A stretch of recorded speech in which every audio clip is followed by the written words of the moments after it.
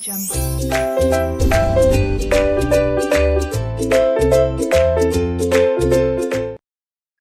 Hello and welcome everyone. This is Professor Siddharth Surana, Chartered Accountant. I hope you guys are doing good. और मैं तो हमेशा मस्त ही रहता हूँ. Welcome to episode number 5, CA Final Direct Tax Revision cum Amendments for May 21 and November 21 attempt. Hindi English mix version. English version अलग से upload हो गया है ऑलरेडी. अपलोड मतलब रिकॉर्ड एवरीडे, पहले ये बाद में ये, रिकॉर्ड तो हो ही जाता है, अपलोड दोनों को साथ में करते हैं. और अब जो भी लेक्चर होगा, बिकॉज आपको पता है मैंने लास्ट लेक्चर में आप लोगों से एक रिक्वेस्ट किया है, तो उस लेक्चर को प्रीमियर बना के रात को 10 बजे लाइव किया जाए. That lecture is going to be live at 10 o'clock रात में. और उससे क्या होगा कि जब मैं अपलोड कर दूंगा दिन में और रात को उसको लाइव किया जाएगा, तो आपको पहले से फ्यू आवर्स पहले से आपको एडवांस में इंफॉर्मेशन रहेगा कि हाँ रात को ये लेक्चर आएगा. तो जिसको भी जेन्युइनली इंटरेस्ट है मेरी रिक्वेस्ट को ऑनर करने के लिए, I think for them this will be more comfortable. Generally देखा गया है कि बच्चे यूट्यूब के लेक्चर रात के टाइम पे ही देखते हैं, देखते देखते सोने में मजा आता है. तो रात के टाइम पे जनरली ऐसा देखा गया है कि बच्चे देखते हैं. बहुत सारे जो बच्चे कुछ भी अपने व्यूज शेयर करते हैं वो लेक्चर्स के ऊपर, वो भी रात को शेयर करते हैं, वो पता चलता है उससे. सो रात को 10 बजे ये लेक्चर लाइव होंगे, all the upcoming episodes. And I will be observing कैसे इन लेक्चर्स का कुछ रिस्पॉन्स अगर अच्छा आ रहा है कि नहीं. For the time being let us continue. Last class के अंदर we finished the chunk of chapters assessment. Assessment से रिलेटेड जो 5 चैप्टर थे ना, IT authority, search and seizure, assessment, appeals, revision, वो वाला पार्ट हमारा खत्म हो गया था. और अब हम उसके आगे चलेंगे, अपने इंडेक्स के ऑर्डर में चलेंगे. नेक्स्ट चैप्टर जो हमारे सामने आएगा वो income tax settlement commission.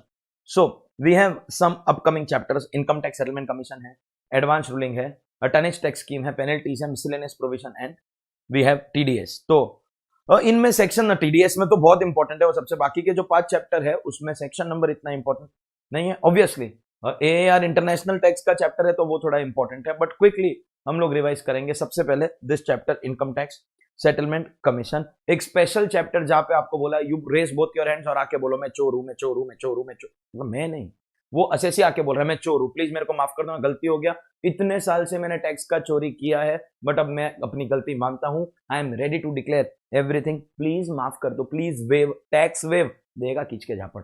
No, tax का वेवर नहीं मिलेगा. सर इंटरेस्ट वेव नहीं, इंटरेस्ट भी भरना पड़ेगा. टैक्स वेव नहीं होगा, इंटरेस्ट वेव नहीं, तो क्या वेव? वेवर ऑफ पेनल्टी, और उससे भी ज्यादा तुमको जेल से बचाएंगे. That means immunity from prosecution. Special organisation created. अगर आप दोनों हाथ उठा के अपना गलती कबूल कर लेते हो तो वो आपका टैक्स और इंटरेस्ट तो वेव नहीं कर सकता, वो तो भरना पड़ेगा. नहीं तो हर आदमी जो टैक्स का चोरी करके बोलेगा सर माफ कर दो. You will get waiver only of penalty and immunity from prosecution. उसके लिए एक स्पेशल ऑर्गेनाइजेशन बनाए. कैसा ये काम करता है, everything is given in this chapter. सबसे पहले अपॉइंटमेंट, मतलब इस आईटीएससी ऑर्गेनाइजेशन में कौन कौन होएगा. There will be chairman, vice chairman, members from people who have outstanding ability, integrity and special knowledge and experience. हाइला, मतलब ऐसा नहीं बोला कि सीए होना चाहिए या इंडियन लीगल सर्विस या रेवेन्यू, कोई भी आओ, तुमको नॉलेज होना चाहिए. सेंट्रल गवर्नमेंट अपॉइंट करेगा, तुम दिखा. ये सेंट्रल गवर्नमेंट को अगर लगेगा ना कि ये बंदा मस्त है, मस्त मतलब रास्ते पे चलता हुआ कोई भी स्टोनर, स्टोनर मतलब ड्रग एडिक्ट, चर्सी, उसको बोलेगा you want to come to settlement commission. Yes sir, yes sir, keep on supplying my stuff. नहीं नहीं, किसी को भी बना सकता है. ऑब्वियसली ऐसा करेगा नहीं. People having knowledge and experience in the field of tax and accounts, they are going to be appointed. Obviously अगर आपको सेटलमेंट चाहिए तो आपको एप्लीकेशन करना पड़ेगा. एप्लीकेशन के लिए फॉर्म दिया हुआ है 34B, fees 500 rupees, non refundable. एक बार आपने एप्लीकेशन फाइल कर दिया, ऑब्वियसली आप उसको विड्रॉ नहीं कर सकते हो एंड आईटीएससी उसको रिजेक्ट कर सकता है. One of the essential thing of this chapter जो सब स्टूडेंट्स को याद होनी चाहिए, सेटलमेंट कमीशन का कोई भी ऑर्डर या तो वो रिजेक्ट करेगा या फिर जो फाइनल ऑर्डर जिसमें कितना वेवर दे रहा है वो ऑर्डर पास करेगा. Final order, formal order, non appealable, appeal can not be filed against order of settlement commission. मतलब आप विड्रॉ नहीं कर सकते हो, वो रिजेक्ट करेगा. अपील भी नहीं कर सकते हो, आपका 500 रुपया भी आपको वापस नहीं मिलेगा. लेकिन आप अपील, आप सेटलमेंट कमीशन के पास एप्लीकेशन कर सकते हो only and only if there is a pending proceeding. और सबसे पहले इन्होंने पेंडिंग प्रोसीडिंग के डेफिनेशन से अपील, रिवीजन, रेफरेंस, रेक्टिफिकेशन इनको निकाल दिया. ये सब पेंडिंग प्रोसीडिंग नहीं है. तो पेंडिंग प्रोसीडिंग क्या होगी? Regular assessment, reassessment, search assessment, fresh assessment. 4 ही प्रोसीडिंग में आप सेटलमेंट कमीशन के पास जा सकते हो. Regular assessment, reassessment, search assessment, fresh assessment. और कोई भी प्रोसीडिंग पेंडिंग कब तक रहती है? जब ऑर्डर पास होगा तो proceeding is complete, that means pending till passing of order या लास्ट डेट ऑफ ऑर्डर, क्योंकि उसके बाद टाइम बार हो जाएगा। पासिंग ऑफ ऑर्डर और last date of order, out of the two whichever is earlier, इस period तक आप अपना एप्लीकेशन कर सकते हो, then only your application will be accepted. Section 245C हमको बताता है whether the application at settlement commission is going to be maintained और नो, जिसमें सबसे पहला कंडीशन पेंडिंग प्रोसीडिंग, अभी अभी ऊपर देखा 4 case, regular, research, fresh and period भी देखा, only then you can make an application to settlement commission. अगर आप सेटलमेंट कमीशन के पास जा रहे हो, मतलब अपनी कंसीलमेंट डिक्लेयर कर रहे हो, you have to offer additional tax, obviously minimum extra tax more than ₹10 lakh. थोड़े दिन पहले अपने यूट्यूब चैनल का जो कम्युनिटी सेक्शन है उसमें एक पोस्ट बना के डाला था, मीम था वो, ऋतिक रोशन, चिची मैं बच्चों से बात नहीं करता, so minimum extra tax 10 lakh रुपए, बच्चों से बात नहीं करता, और वो भी अगर सर्च केसेस में गए 50 लाख रुपए, मोदी जी ने बोला उससे 35 ज्यादा, 50 लाख रुपए आपको एक्स्ट्रा टैक्स, गधेड़ा इनकम नहीं है, टैक्स है, सरचार्ज एंड एचईसी इस लिमिट में काउंट होगा, लेकिन इंटरेस्ट अलग, उसका भी वेवर नहीं मिलता, फिर पेनल्टी हम लोग सोचेंगे। So extra tax more than 10 lakh या search cases more than 50 lakh, pending proceeding, extra tax का कंडीशन आपको कंप्लाई करना पड़ेगा। एंड थर्ड, ये टैक्स आपको पहले भरना पड़ेगा, बाद में application, first pay then you file your application. Any application at settlement commission will be accepted if condition 1 आपका प्रोसीडिंग पेंडिंग होना चाहिए, जो हमने एप्लीकेशन में देखा। Condition 2 extra tax normally 10 lakh या सर्च में greater than 50 lakh, interest separate, and तीसरा पे दिस बिफोर एप्लीकेशन। कुछ पॉइंट्स टू बी नोटेड दिया, आप रीड करोगे टेक्स्ट बुक में से तो समझ जाओगे दैट ये जो एक्स्ट्रा टैक्स है आपको पर एनम नहीं करना है। हो सकता है कि आपने 4-5 साल कंटिन्यूस कंसीलमेंट किया और साथ में एक डिक्लेरेशन कर रहे हो, तो आपको हर एक साल का 10 या 50 लाख नहीं करना, टोटल 5 साल का टोटल एक्स्ट्रा टैक्स आपका 10 लाख या 50 लाख होना चाहिए। What is the definition of extra tax? जिसने भी पहले रिटर्न फाइल किया है वो रिटर्न के कंपैरिजन में उसको एक्स्ट्रा 10 या 50 दिखाना, उसमें 5 दिखाया है तो अभी 15 या 55 दिखाना पड़ेगा। और अगर किसी ने रिटर्न पहले ही फाइल किया ही नहीं है तो जो भी वो टैक्स अभी दिखा रहा है कहना इसे, वो एक्स्ट्रा टैक्स ही रहेगा। तो if return is filed then the excess and not filed then whatever tax is shown in the application that should exceed 10 lakh और 50 lakh, then it will be accepted. Procedure बहुत लंबा है, प्रोसीजर को लॉ की तरह समझोगे तो टेंशन होएगा, आप इसको समझ लो लाइक अ स्टोरी। तो हम अप्लाई करेंगे, फिर हमको एक शो कॉज नोटिस मिलेगा, बोल why should we listen to you. हमको 2 चांस मिल गया, application, show cause notice. 2 chance department को भी देंगे। पहला चांस देंगे अगर एसएससी ने कुछ फॉल्स इंफॉर्मेशन दिया तो उसको प्रूफ कर, दूसरा चांस देंगे अपना केस प्रेजेंट करने के लिए।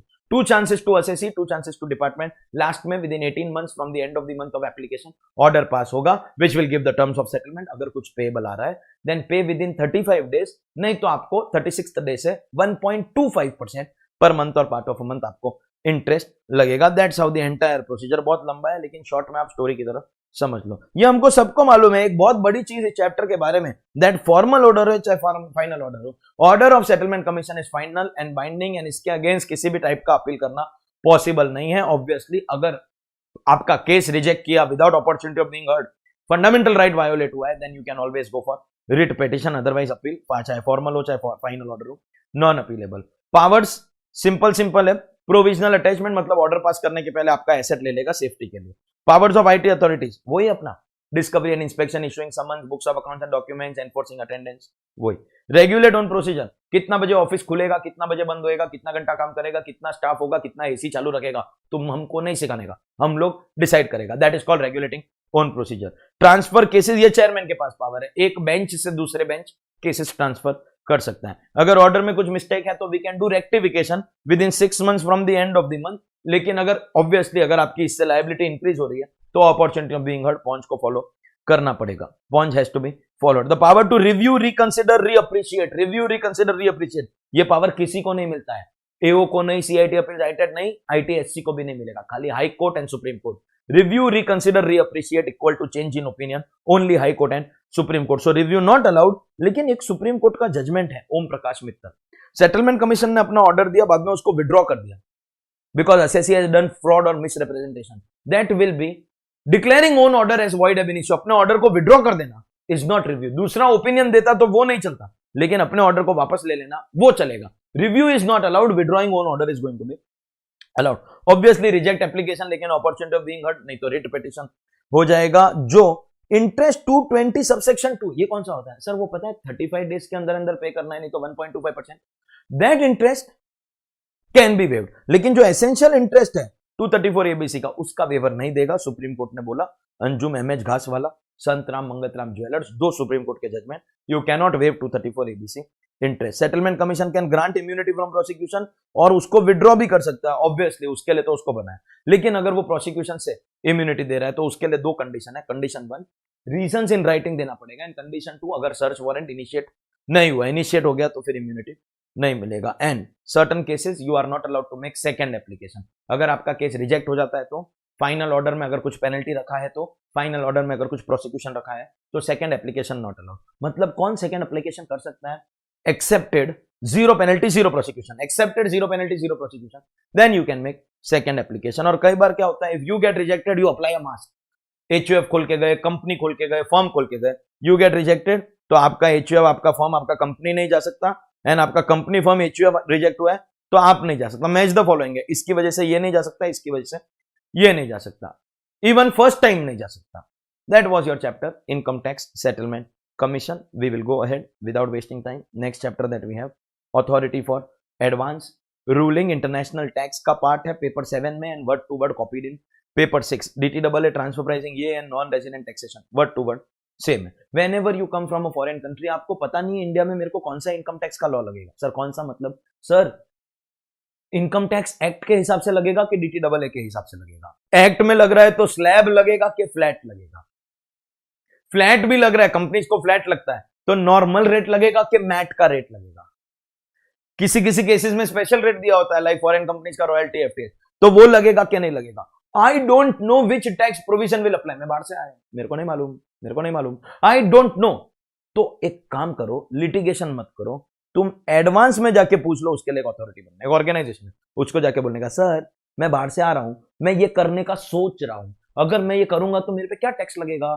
तो वो आपको बता देगा, देखते को नॉर्मल रेट के स्पेशल रेट, एक्ट का रेट के डीटीडब्ल्यूए रेट, स्लैब रेट के फ्लैट रेट, मैट का रेट के अदर रेट, तेरे को एग्जैक्टली कौन सा टैक्स प्रोविजन अप्लाई करेगा ये तेरे को बता देगा। लेकिन ये रूलिंग लेने का एक कंडीशन है, once you take this ruling you have the option कि तू ट्रांजैक्शन कर ही मत। लेकिन अगर इसके बाद तूने ये ट्रांजैक्शन किया तो एक बात समझ ले, अब तुझे टैक्स इसके हिसाब से ही भरना पड़ेगा। This is going to be binding. Settlement commission, advance ruling दोनों non appealable, binding on assessee also, department also. जब तक ये ट्रांजैक्शन करता रहेगा, if the law and facts remain same, तो वो same to same ruling apply करेगा, the ruling will be binding. तो बहुत रिस्क है, लेकिन रिस्क है तो इसके, ये एक लाइन के चक्कर में ना बहुत लोग डूबने वाले, मजाक नहीं करना, रिस्क है तो इसके। Very good. तो इस चैप्टर का ये आइडिया है कि भाई हम लोगों ने लिटिगेशन को अवॉइड करने के लिए पहले से रूलिंग आपको दे देंगे। Who can go and what kind of question you can ask, मतलब कौन एप्लीकेंट है और क्या रूलिंग ले सकता है। ये 1 to 1 है, ये 1 इसके लिए है, 2 इसके लिए, 3 इसके लिए, 4 इसके लिए, ये ऐसा है, 1 to 1 रिलेशन है। तो सबसे पहले non resident can go and ask sir मेरा क्या टैक्स होगा। Non resident can go and ask own tax liability. Second में एक नॉन रेसिडेंट जो नॉन रेसिडेंट के साथ ट्रांजैक्शन कर रहा है, he can ask tax liability of non resident. मतलब नॉन रेसिडेंट खुद का या रेसिडेंट नॉन रेसिडेंट का टैक्स पूछ सकता है। तीसरे केस में रेसिडेंट खुद का टैक्स करेगा if you are doing transactions of 100 crores और मोर, मींस रेसिडेंट खुद का तभी पूछ सकता है अगर 100 करोड़ का ट्रांजैक्शन कर रहा है। And lastly, if it is a public sector company, then they are allowed to go for any matter which is pending at AO, CIT appeals, CIT और ITAT। पेंडिंग मैटर मतलब ट्रांजैक्शन कर लिया, matter pending चल रहा है, assessment है appeals में। Obviously ये इस चैप्टर के डेफिनेशन में फिट नहीं होता। This is not advance ruling. तुमने ट्रांजैक्शन कब का कर लिया, लेकिन क्योंकि गवर्नमेंट ओन्ड कंपनी, उसको अलग से रास्ता देना, उसको निकाल दिया। ये लॉजिक में बैठे चाहे नहीं बैठे, उन्होंने इसको जबरदस्ती डाल दिया। That means effectively non resident for self, resident for non resident, resident खुद का अगर 100 करोड़ है तो public sector company pending matter, ये 4 केसेस में you can go to authority for advance ruling. यहां पर एजुकेशनल क्वालिफिकेशन प्रिस्क्राइब किया, बोला है चेयरमैन शुड बी रिटायर्ड जज ऑफ सुप्रीम कोर्ट या chief justice of high court, या चीफ जस्टिस नहीं भी बना है तो भी 7 साल अगर हाई कोर्ट में बिताया तो। वाइस चेयरमैन के लिए बोला एनी जज ऑफ हाई कोर्ट। मेंबर के लिए क्या बोला, रेवेन्यू मेंबर या law member. Law member legal service से आएगा, revenue member Indian revenue service और Indian custom and central excise service. फिर इधर पकाता है, बोलता है चेयरमैन अगर एब्सेंट रहेगा तो वाइस चेयरमैन उसका काम करेगा। वाह मोदी जी वाह, विराट कोहली जी छुट्टी पे गए थे तो अजिंक्य राणे कैप्टन था, जीत के आया, हमको सबको मालूम। कैप्टन एब्सेंट रहेगा तो वाइस कैप्टन उसका काम करेगा, हमको सबको मालूम है।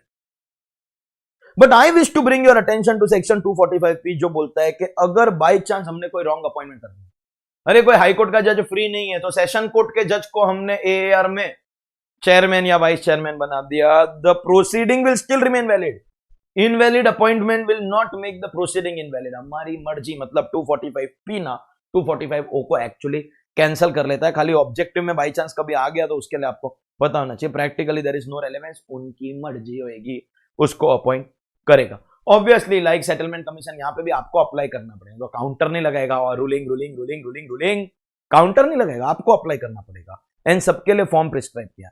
पहला वाला कौन था? नॉन रेसिडेंट सेल्फ 34C, जो रेसिडेंट नॉन रेसिडेंट के ट्रांजेक्शन कर रहा है 34D, रेसिडेंट खुद का 100 करोड़ है 34D है, and public sector company 34E। सो हर एक एप्लीकेंट के लिए अपना अपना स्पेशल फॉर्म प्रिस्क्राइब किया है। Application fees public sector company के लिए तो 10,000, बाकी लोगों के लिए 100 करोड़ का ट्रांजेक्शन है तो 2 लाख फीस, 100 से 300 के बीच में 5 लाख और 300 से ज्यादा 10 लाख। गधेड़ा, इनकम नहीं है, टैक्स नहीं है, एप्लीकेशन फीस है, ये एप्लीकेशन फीस है मित्रों, एप्लीकेशन फीस है। This you have to file. Obviously settlement commission में हम सब हमारे कंसीलमेंट डिक्लेयर करते हैं, इधर कोई कंसीलमेंट तो नहीं है, इधर तो ट्रांजेक्शन भी नहीं किया। Application once filed can be withdrawn within 30 days, और वो खुशी खुशी विड्रॉ करने देगा, क्योंकि ये जो फीस है ये नॉन रिफंडेबल है, वापस नहीं देना है। 30 डेज के अंदर आप विड्रॉ करो, एप्लीकेशन विड्रॉ हो जाएगी, fees will be non refundable. Sir 30 days cross हो गया, कोई बात नहीं, एआर फिर भी permission, with in first 30 days आप अपनी मर्जी से विड्रॉ करो, आफ्टर 30 डेज वो परमिशन देगा। सुन, खुशी खुशी देगा, क्योंकि उसको खाली एप्लीकेशन विड्रॉ करवाना है, उसको पैसा थोड़ी वापस देना है। So with in 30 days assessee अपनी मर्जी से विड्रॉ करेगा, बियॉन्ड 30 डेज एआर परमिशन देगा, दिस वे और दैट वे आपकी फीस नॉन रिफंडेबल है, वो वापस नहीं मिलेगा। यहां पे प्रोसीजर ज्यादा बड़ा हो नहीं सकता क्योंकि आपने ट्रांजेक्शन नहीं किया। यू अप्लाई फॉर रूलिंग, आप बोलेगा कि सर मुझे लगता है कि रॉयल्टी इनकम है तो 10% लगेगा, या मुझे लगता है कि I am covered in DTAA है। वो लोग एक बार डिपार्टमेंट को भी कंसल्ट कर लेंगे कि देखो डिपार्टमेंट, हम लोग रूलिंग दे रहा है, क्योंकि दोनों के लिए नॉन अपीलेबल रहता है, दोनों को एक एक चांस मिला, and then within 6 months from application या तो वो अपनी रूलिंग दे देगा या रिजेक्ट करेगा। ऑब्वियसली रिजेक्ट करने के पहले opportunity of being heard has to be provided, लेकिन अगर आपका पेंडिंग मैटर है कहीं पर भी तो वो डायरेक्टली रिजेक्ट हो जाएगा। लेकिन पब्लिक सेक्टर कंपनी का तो पेंडिंग मैटर रिक्वायर्ड है, किधर रिक्वायर्ड है? अप टू ITAT, तो अगर हाई कोर्ट सुप्रीम कोर्ट में पेंडिंग है तो रिजेक्ट हो जाएगा। So first 3 applicants anywhere pending rejected, public sector company high court supreme court में पेंडिंग तो रिजेक्टेड, ITAT तक पेंडिंग होगा तो मोस्ट वेलकम, लेकिन उसके ऊपर पेंडिंग है तो रिजेक्टेड। देन दे से कि ये जो पब्लिक सेक्टर कंपनी, इसका केस पेंडिंग था ना, AO CIT या ITAT, high court supreme court हुआ तो रिजेक्ट, लेकिन ITAT तक तो हो सकता है। They will not proceed further in the matter, they will not proceed further. क्यों they will not proceed further? They will not proceed further क्यों? क्योंकि अभी ये केस AAR हैंडल करेगा। The one thing that we are aware of this chapter right from the beginning, ruling is final and binding, इसके against appeal allowed नहीं है। Applicant के ऊपर, डिपार्टमेंट के ऊपर और ट्रांजेक्शन के ऊपर, तीनों के ऊपर ये रूलिंग फाइनल है। एक बार रूलिंग लिया तो आपको इसको फॉलो करना पड़ेगा। लेकिन अगर फ्रॉड या मिसरिप्रेजेंटेशन किया तो वहां पे तो सुप्रीम कोर्ट का जजमेंट था, सेटलमेंट कमीशन, यहां पे कोई जजमेंट नहीं है, एक्ट में ही बोल दिया इफ यू डू फ्रॉड और misrepresentation then the ruling will be declared to be void। Good news is AAR has the same powers as civil court, मतलब वही discovery and inspection, issuing summons, enforcing attendance, production of books of accounts and documents, custody of books of accounts and documents, and AAR will also have power to regulate on procedure। जैसे settlement commission में था, कितना घंटा office चलेगा, कितने लोग काम करेंगे, all that same powers are available to AAR। Also very small and easy chapter for international tax, that was your chapter called authority for advanced ruling। Let's go ahead, next chapter, tonnage tax scheme। ये chapter है ना actually में बहुत कम, एक बार आया इतने साल के अंदर, बट वेरी क्विकली। ये इंडियन शिपिंग कंपनीज के लिए प्रिजम्पटिव टैक्सेशन है। तो देखिए फॉरेन शिपिंग कंपनीज के लिए तो 44B हमारे पास है, लेकिन इंडियन शिपिंग कंपनीज के लिए प्रिजम्पटिव टैक्सेशन की एक स्कीम है। खाली वो कैलकुलेशन हमको यहाँ पे लर्न करना है। सबसे पहले 3 कंडीशन है एलिजिबिलिटी के लिए, क्वालिफाइंग कंपनी, ऑपरेटिंग और क्वालिफाइंग शिप। क्वालिफाइंग कंपनी में क्या क्या आता है? Indian company, POEM that is place of effective management in India, at least 1 qualifying ship को वो ऑपरेट करना चाहिए। ऑपरेट का मतलब इट कैन बी ओन्ड या चार्टर, खरीद के या भाड़े पे, और चार्टर में भी स्लॉट चार्टर हो सकता है, स्पेस चार्टर भी हो सकता है। And what is qualifying ship? उसका 3 कंडीशन, मिनिमम 15 नेट टनेज, या तो इंडिया में रजिस्टर करो या फिर take certificate from director general of shipping. And तीसरा जो कैपेसिटी का सर्टिफिकेट है, जो मिनिमम 15 टन होना चाहिए, that certificate should be in force, again receive from director general of shipping. अगर ये 3 कंडीशन फुलफिल कर देते हो क्वालिफाइंग शिप, उसमें कोई कोई शिप डिस्क्वालिफाइड है, जैसे आपका factory ship, fishing vessel, offshore installation, pleasure craft, वो सब कुछ शिप्स आपके डिस्क्वालिफाइड है। these ships are disqualified, and जब आपके ये 3 कंडीशन फुलफिल हो गए, then you are eligible for presumptive taxation. The only calculation जिसके ऊपर आपको फोकस करना है is going to be this calculation. Question के अंदर आपको टनेज कैपेसिटी दिया हुआ रहेगा, उसके अंदर से आपको केजीज निकाल, मतलब अगर आपको 18,000 टन एंड 500 केजीज दिया है, वो 500 निकाल दो, 500 निकाल दो। Next step is going to be nearest multiple of 100। 18,580 tons and 800 kgs है, पहले केजी निकाल दो, 580 को 600 कर दो, और 520 टन होएगा तो 500, नियरेस्ट 100। केजी निकाल के नियरेस्ट 100, क्वेश्चन में टन्स दिया होगा, केजी निकाल के नियरेस्ट 100 करो, and then apply this slab, जैसे इनकम टैक्स के स्लैब्स होते हैं। फर्स्ट 1000 टन्स में 70%, मतलब 70 पर 100। नेक्स्ट 9,000, क्योंकि 1000 से 10,000 तक हो रहा है, उसके लिए 53 पर 100। नेक्स्ट 15,000, मतलब 10,000 से 25 तक 42 पर 100, एंड बैलेंस अगर कुछ बचा तो 29 पर 100। जैसे हम लोग इनकम टैक्स में लर्न करते हैं ना, 10 लाख तक फिक्स टैक्स 1,12,500, या आपका 15 लाख तक न्यू रेट्स के अंदर 187,500 आता है। यू कैन लर्न 25,000 तक 1170 फिक्स रहता है, 11,770, एंड एनीथिंग ओवर 25,000 29 पर 100 tons, that is going to be the per day income, daily tonnage income, and then you have to multiply by number of days for which the ship was operated. ऐसा आप हर एक ship के लिए करो तो आपको आपका शिप का टनेज इनकम मिल जाएगा। इसके अंदर अगर कोई एक्सेस इंसिडेंटल प्रॉफिट है, इंसिडेंटल प्रॉफिट के लिए लिमिट है 0.25% of the turnover from main activity. With in the limit है तो गुड, अगर बियॉन्ड द लिमिट है तो उसको आप ऐड करोगे, and only the excess will be added, and ऐसे आपको आपका total taxable income under tonnage tax scheme मिल जाएगा। ये कभी पूछा नहीं है, इससे ज्यादा आपको पढ़ने की जरूरत नहीं है। Without wasting time let's go ahead. Penalties whenever you do contravention of law, कुछ करने का बोला आपने किया नहीं, कुछ करने का ना बोला वो आपने किया, तो आपके ऊपर पेनल्टी लगेगी। चैप्टर के अंदर ना ज्यादा आप समझने की बातें कम है, लर्न करने की ज्यादा है। Section crime penalty, section crime penalty, section crime penalty, chapter के एंड में उसके ऊपर आपको एक चार्ट बना के दिया हुआ है कि किस क्राइम का कितना पेनल्टी। ये भी एक तरीके का ऑब्जेक्टिव क्वेश्चन है, अगर आपको क्वांटम ऑफ पेनल्टी पता है then you get your marks. So ये लाइक एन ऑब्जेक्टिव क्वेश्चन वहां पे इंपॉर्टेंट है। There is only one section जिसके अंदर कैलकुलेशन आता है पेनल्टी का, that this biggest section 270A के अंदर कैलकुलेशन ऑफ पेनल्टी हमको सीखना पड़ता है। इस कैलकुलेशन के ऊपर सम बना के पूछेंगे तो 4 मार्क्स आ सकता है, अगर एमसीक्यू में पूछेंगे तो 2 मार्क्स आ सकता है। All such penalties are covered in our MCQ book also, and class के सम्स के अंदर तो हम लोग करते ही है। इसके अंदर थोड़ा डिटेल में जाएंगे। Other than that we will scroll the PDF, जहां जहां अमेंडमेंट है, जैसे नया कोई सेक्शन आया, 2 नए सेक्शन आए, 271A आया है, एक 271K आया है, ये 2 अमेंडमेंट वाले सेक्शन हम लोग करेंगे। एंड देन फिर एंड ऑफ द चैप्टर में जैसे वो चार्ट बना के वेरी क्विकली आपको किसका कौन सा पेनल्टी रिवाइज करा दिया जाएगा। Before we go to the various penalty, सबसे पहले आपको याद होना चाहिए section 273B, whenever there is reasonable cause, circumstances beyond your control, अगर रीजनेबल कॉज है तो आपके ऊपर पेनल्टी नहीं लगेगा। Whenever there is going to be reasonable cause, penalty will not be attracted. लेकिन 270A under reporting, misreporting, 271AAB search cases, 271AAC जो आपका 115BBE में आता है, unexplained cash credit income investment expenditure, and एक नया सेक्शन आया, इसी साल आया, डिटेल में करेंगे। 271AD अगर आपने कोई फॉल्स एंट्री अगर अकाउंट में मारी, ये सब क्लियर केस ऑफ कंसीलमेंट है, इनके लिए वैसे भी कभी कोई रीजनेबल कॉज हो नहीं सकता, एंड दस for this sections you will not get the facility for reasonable cause. बाकी किसी भी सेक्शन में बुक्स ऑफ अकाउंट्स नहीं मेंटेन किया, टैक्स ऑडिट नहीं कराया, कैश लोन ले लिया, रीपे कर लिया, if there is reasonable cause there will be no penalty, but in these cases these are cases of concealment, तो इनके ऊपर ये फैसिलिटी आपको नहीं मिलेगा। 4 सेक्शन में आपको ये फैसिलिटी नहीं मिलेगा, उसमें एक नया है तो डिटेल में करेंगे।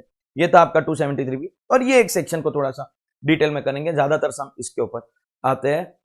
अंडर रिपोर्टिंग या मिस रिपोर्टिंग 2 क्राइम है, section crime penalty. Section 270A under reporting का penalty 50% of the under reported tax, and misreporting का penalty 200% of the under reported tax, मतलब सेम अमाउंट का हाफ या double, half या double, half या double, half या double. अगर under reporting है तो हाफ, एंड मिस रिपोर्टिंग है तो double. Under reporting the under reported tax into 50% मतलब हाफ, मिस रिपोर्टिंग मतलब अंडर रिपोर्टेड टैक्स इंटू 200% मतलब डबल।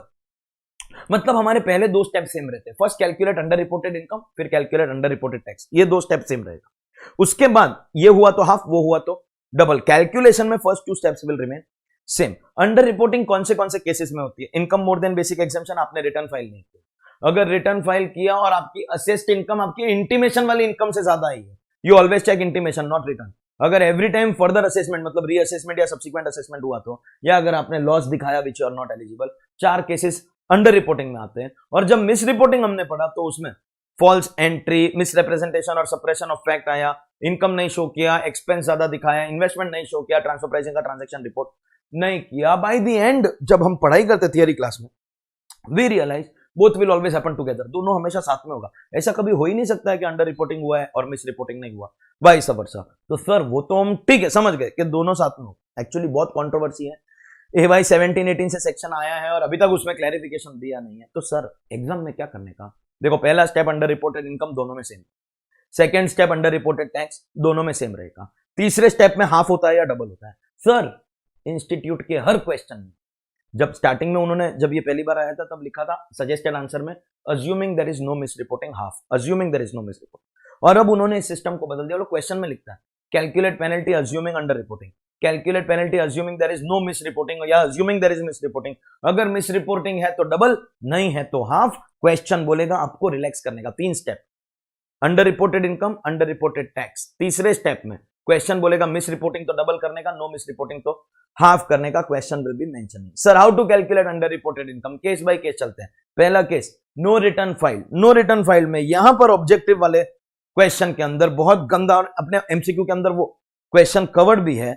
अगर मेरी 15 लाख की इनकम है और मैं रिटर्न फाइल नहीं करता, ऑब्वियसली 15 लाख बेस्ट जजमेंट से डिसाइड होगी, तो 15 लाख मैंने नहीं दिखाया है, आपका ब्रेन यही बोलेगा 15 lakh is the under reported income, but the calculation definition जो है वो 12.5 आंसर आएगा minus basic exemption.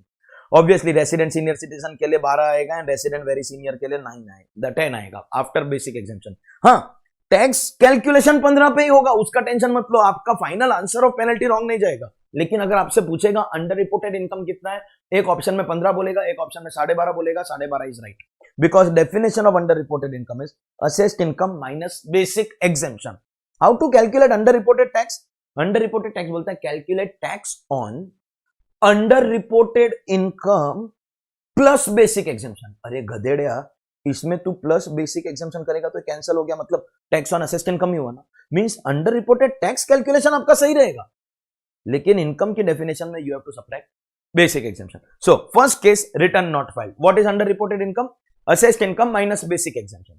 What is under reported tax? उसमें वापस बेसिक एग्जाम्पशन ऐड कर दो, मतलब असेस्ड इनकम का ऊपर जो टैक्स वो आपने पूरा नहीं दिखाया, मिस रिपोर्टिंग हुआ तो डबल, नहीं तो हाफ। सेकेंड केस, अगर आपका असेसमेंट हुआ एंड असेस्ड इनकम आपकी इंटीमेशन से ज्यादा हुई तो दोनों का डिफरेंस आपका अंडर रिपोर्टेड इनकम। टैक्स कभी भी डिफरेंस पे नहीं होगा, tax you have to calculate on both, assessed income का टैक्स एंड इंटीमेशन वाली इनकम का टैक्स, दोनों का डिफरेंस आपका अंडर रिपोर्टेड टैक्स हाफ या डबल।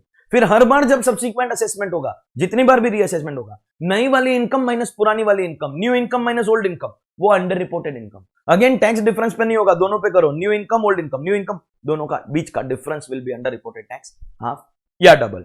और जो लॉस वाले केसेस है उसमें कॉम्प्रोमाइज करना होता है, क्योंकि दोनों नेगेटिव है, आपने दिखाया वो भी नेगेटिव और कैरी फॉरवर्ड कम कर दिया असेसिंग ऑफिसर ने तो वो भी नेगेटिव है।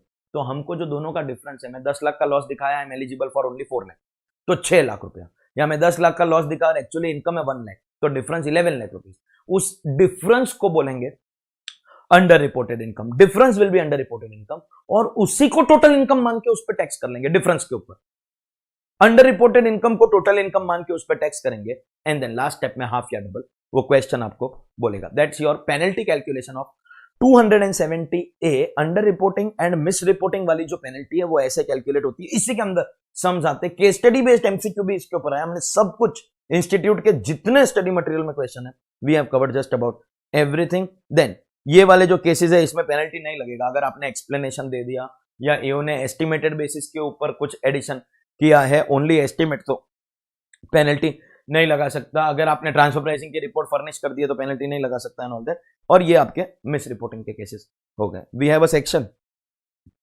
270AA जो बोलता है कि आप इस पेनल्टी का वेवर ले सकते हो अगर आप एप्लीकेशन करो और वो एप्लीकेशन रिजेक्ट हो गया, रिजेक्शन इज नॉन अपीलेबल, लेकिन टैक्स के अगेंस्ट, असेसमेंट के अगेंस्ट अपील करो, टैक्स कम होगा तो पेनल्टी अपने आप कम हो जाएगा।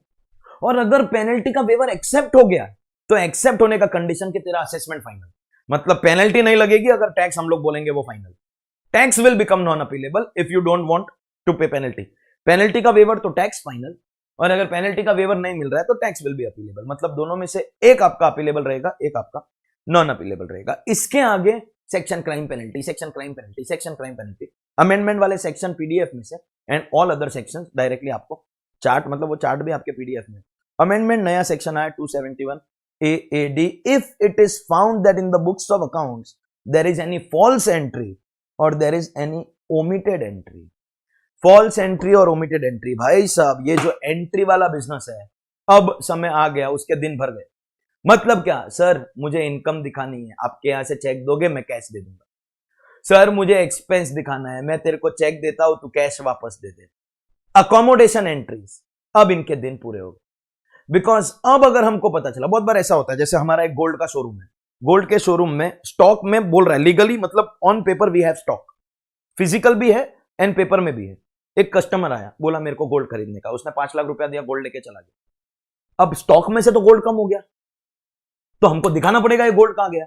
वो कस्टमर तो कैश में देके गया, उससे हमने कुछ केवाईसी लिया नहीं है, हमको सेल करना था, हमने बेच दिया। कस्टमर आया, भाई कस्टमर इज द किंग, उसको थोड़ी बोलेगा तेरा पैन कार्ड लेके, वो लेके चला गया। अभी क्या, अपने दोस्त लोग को फोन करने, ए तेरे को बिल चाहिए, तेरे को बिल चाहिए, दोस्त के नाम पे, क्यों उसके घर में भी कुछ अनडिक्लेयर्ड गोल्ड पड़ा होगा, वो बोलेगा ठीक है मेरे को बिल दे दे, उसके नाम का आपको बिल फाड़, मतलब रियल ट्रांजैक्शन किसी और के साथ किया, बिल किसी और के साथ। हम खुद करते हैं, 31 मार्च गया, ये ज्यादातर, वेरी सॉरी टू से दिस, बट ज्यादातर क्लाइंट लोग अपने सीए को ही बोलते हैं यार इनकम ज्यादा आ रहा है, एक्सपेंस दिखाने का है, कोई है क्या, कमीशन का चेक देने के लिए कोई है क्या। और लाइकवाइज कुछ इंडिविजुअल क्लाइंट ऐसे भी होते हैं, यार बैंक से लोन लेने का इनकम दिखाने का है, मेरे को कमीशन का इनकम दिखाना है, मेरे को फीस का इनकम दिखाना है, मेरे को भाड़े का इनकम, रेंट का इनकम दिखाना है, कोई है क्या, ये कोई है क्या वाले सब लोग अब मरेंगे। If you take cheque and give back cash, वो हो गई आपकी फॉल्स एंट्री या ओमिटेड एंट्री। एग्जाम्पल्स था, एग्जाम्पल समझेगा तो क्या लिखा है समझ जाएगा। Penalty will be equal to that amount, मतलब जितनी आपकी फॉल्स एंट्री है उतना, अगर 5 लाख की फॉल्स एंट्री, 5 लाख आपका penalty, 100% of that amount, 100%। In fact अगर इसमें कोई इंटरमीडियरी है, इधर सीए मरेगा, any other person who causes to make such entry, मतलब जिसने इसको सपोर्ट किया, उसके ऊपर भी पेनल्टी लगेगी। एंड फॉल्स एंट्री का डेफिनेशन इन्होंने जो दिया है उससे आप मेरे एग्जांपल से रिलेट कर पाओगे। फॉर्ज्ड और falsified documents like a false invoice और false piece of documentary evidence, तो वो हो गया आपका false entry, penalty will get attracted. Invoice in respect of supply और रिसीट ऑफ गुड्स और सर्विसेज और बोथ, मींस सप्लाई और रिसीट गुड्स और सर्विसेज विदाउट एक्चुअल डिलीवरी। यही तो वो बात है कि मेरे को प्रोफेशनल फीस का बिल दे देना, मेरे को कमीशन का बिल दे देना, मैं एक्सपेंस दिखा दूंगा तो इनकम दिखा देना, without actually doing the trading in goods और सर्विसेज। हम खाली उसका एंट्री दिखाते हैं, चेक देके कैश ले लिया, ऑल दैट। इंटरेस्ट का खास करके, इंटरेस्ट का तो पूरी दुनिया करती है ना। एंट्री बिजनेस, तारा पास है व्हाइट नहीं capital, sorry not Gujarati, let's talk about, Hindi में बात करते हैं। तेरे पास व्हाइट का कैपिटल है तो उसको चेक दे दे, वो तेरे को कैश वापस दे देगा, और वो तेरे को इंटरेस्ट का चेक देगा, वो तू वापस कैश दे दे, उसमें भी तेरे को बेनिफिट मिलता है विदाउट एक्चुअल गुड्स और सर्विस। या फ्रॉम अ पर्सन, ये अलग लेवल का स्लैंग है, person who does not exist, उनके साथ हमने ट्रेडिंग किया। From a person who does not exist, hashtag thug life, दिल वाले पूछ दे नीचा ओ। हाँ, अब ये सब एंट्री पे 100% पेनल्टी विल गेट अट्रैक्टेड, तो तैयार हो जाओ ये सब फेस करने के लिए। This is one new amendment, ये बाकी के तो एग्जिस्टिंग प्रोविजन है, इसमें कुछ अमेंडमेंट नहीं है, टेबल में से फटाफट करा लूंगा। एक नया और सेक्शन आया 271 के, विथ इफेक्ट फ्रॉम 1 जून 2020। हम लोग सेक्शन 35 के अंदर कॉलेज, एसोसिएशन, यूनिवर्सिटी, इंस्टीट्यूशन या कंपनी को डोनेशन देते हैं तो हमको डिडक्शन मिलता है सेक्शन 35 में, डोनर गेट्स डिडक्शन। या चैरिटेबल ट्रस्ट को हम लोग डोनेशन देते हैं तो हमको 80G में डिडक्शन मिलता है। तो अब इस कंपनी, इस एसोसिएशन, इस इंस्टीट्यूशन, इस ट्रस्ट, इस यूनिवर्सिटी को एक रिटर्न फाइल करना पड़ेगा, statement, where they will write particulars of donors, exactly as TDS. TDS में कैसा होता है, पेयर एक स्टेटमेंट फाइल करता है, पेई की डिटेल डालता है, और जैसे ही वो टीडीएस का रिटर्न फर्निश होता है तो पेई के फॉर्म 26AS में सारा डिटेल आने लग जाता है। एग्जैक्टली वही यहां पे होगा, ये ट्रस्ट स्टेटमेंट फाइल करेगा, उसके अंदर मेरा नाम लिखा होगा। जैसे ही मैं अपना रिटर्न खोलूंगा और ऑटोफिल जो बटन आता है ना, जिससे नेम, एड्रेस और वो सब आ जाता है, ऑल दिस विल कम। हमारा जो फॉर्म 26AS है वो ड्रास्टिकली चेंज हो रहा है। अब खाली उसमें टीडीएस या एडवांस टैक्स नहीं, all these high value financial transaction they are planning to bring हमारा ट्रेडिंग इन सिक्योरिटीज का भी डिटेल, जीएसटी के जो टर्नओवर के डिटेल है वो तो ऑलरेडी आने लग गए, ये सब हमारे फॉर्म 26AS में आएगा। ये ट्रस्ट, कंपनी, यूनिवर्सिटी, कॉलेज को स्टेटमेंट फाइल करने का, जैसे ही उसने स्टेटमेंट फाइल किया, मेरे 80G के अंदर डिडक्शन या मेरे 35 के अंदर डिडक्शन दिखने लग जाएगा अपने आप, ऑटोफिल में, 1-to-1 मैचिंग। जैसे टीडीएस में फॉर्म 26AS होता है, इसका भी होता है, और इसका पेनल्टी भी वैसा ही रखा, TDS return late filing minimum 10,000 maximum 1 lakh, इसका भी वही रखा, मिनिमम 10,000 मैक्सिमम 1 लाख। लेकिन टीडीएस में 234E का फीस भी है 200 रुपीज पर डे, इधर भी लाया 234G का फीस 200 रुपीज पर डे, उधर भी 200 रुपीज पर डे में बोला maximum to the extent of TDS amount, इधर भी बोला maximum to the extent of amount in default. So पूरा पेनल्टी और फीस का प्रोविजन पूरा का पूरा यहां पर सेम रहेगा बिटवीन टीडीएस एंड ये लाइक टीडीएस रिटर्न हो गया जो इन लोगों को फाइल करना है, ये लोग फाइल करते ही अपने रिटर्न के अंदर ऑटोमेटिकली वो रिफ्लेक्ट होने लग जाएगा। So 234E was TDS fees, F was return filing fees जो हमने असेसमेंट में किया था, एंड G इज ये स्टेटमेंट अगर आपने फर्निश नहीं किया तो। So these are two new sections that have been incorporated from this year. Apart from that एक और छोटा सा अमेंडमेंट कि अब आपकी जो पेनल्टी भी है वो भी इलेक्ट्रॉनिक होगी। सो assessment will be faceless, CIT appeals will be faceless and penalty will also be levied faceless. And lastly इस टेबल से हम क्विकली हमारा रिवीजन कर लेंगे। अमेंडमेंट वाले सेक्शन डिटेल में किया, अल्टीमेटली देखिए यार रिवीजन लेक्चर है, 200 घंटे का काम 10 घंटे में कर रहे हैं, 5% ही आप मेरे से एक्सपेक्ट कर सकते हो ना, 200 का 5% ही 10 होता है, क्या एक्सपेक्ट करते हो? अगर वैसा है डिटेल में जाना है तो ऑब्वियसली क्रैश कोर्स है, और डिटेल में जाना है तो फुल कोर्स है। हमारे पास वेराइटी बहुत है, आपको क्या चाहिए वो उसके ऊपर डिपेंड करेगा। सो 270 है under reporting misreporting 50 and 200, 271 है failure to maintain books of accounts 25,000 रुपए। भाई साहब ये एक सेक्शन के अंदर हम लोग 10 मिनट बिताते हैं नॉर्मल हमारे लेक्चर्स के अंदर, लेकिन यहाँ पे तो हो गया ना। 271 double A for transfer pricing data document information not maintain 2% of the value of transaction. A B search cases में 10-20 पहले लगता था, अभी या तो आप अभी डिक्लेयर कर लो या बाद में 30% या 60% ऑफ योर अनडिस्क्लोज इनकम। 271 ए सी ये जो टैक्स कैलकुलेट होता है ना 115 बीबी में 60% basic, compulsory 25% surcharge and 4% HEC, उसका 10% आपका पेनल्टी लगेगा। AAD फॉल्स एंट्री का अभी हमने देख लिया। ऑडिट रिपोर्ट टैक्स ऑडिट का नहीं फर्निश किया तो 0.5% ऑफ टर्नओवर और 1,50,000 विच एवर इज लोअर। अगर आपने ट्रांसफर प्राइसिंग का रिपोर्ट नहीं फर्निश किया तो 1 lakh rupees flat penalty. TDS not deducted 100% penalty. TCS not collected 100% penalty. Cash loan accepted और रीपेड 100% पेनल्टी। 269 ST 2 लाख या उससे ज्यादा आपका कैश में रिसीव नहीं होना चाहिए फॉर शॉपकीपर्स एक्सेट्रा 100% पेनल्टी। अगर आपका लास्ट ईयर का टर्नओवर 50 करोड़ रुपया क्रॉस किया है तो इस साल आपको आपके कस्टमर को फैसिलिटी देना है, उसकी मर्जी है, लेना होगा तो लेगा, लेकिन आपको देना पड़ेगा। RuPay debit card, UPI QR code and Bhim UPI से आपको पेमेंट एक्सेप्ट करने का फैसिलिटी देना होगा। कस्टमर को कैश देना, चेक देना, उसकी मर्जी। You have to give these 3 facilities, QR code, भीम UPI and RuPay debit card, नहीं तो 5,000 रुपया पर डे पेनल्टी लगेगा। अगर statement of financial transaction time पे फाइल नहीं किया 500 रुपीज पर डे, नोटिस मिला तो भी 500, नोटिस खत्म हुआ तो 1,000 रुपीज पर डे, और विलफुल रॉन्ग इन्फॉर्मेशन हुआ तो 50,000 रुपया। Non resident investment fund about activities in India inform नहीं किया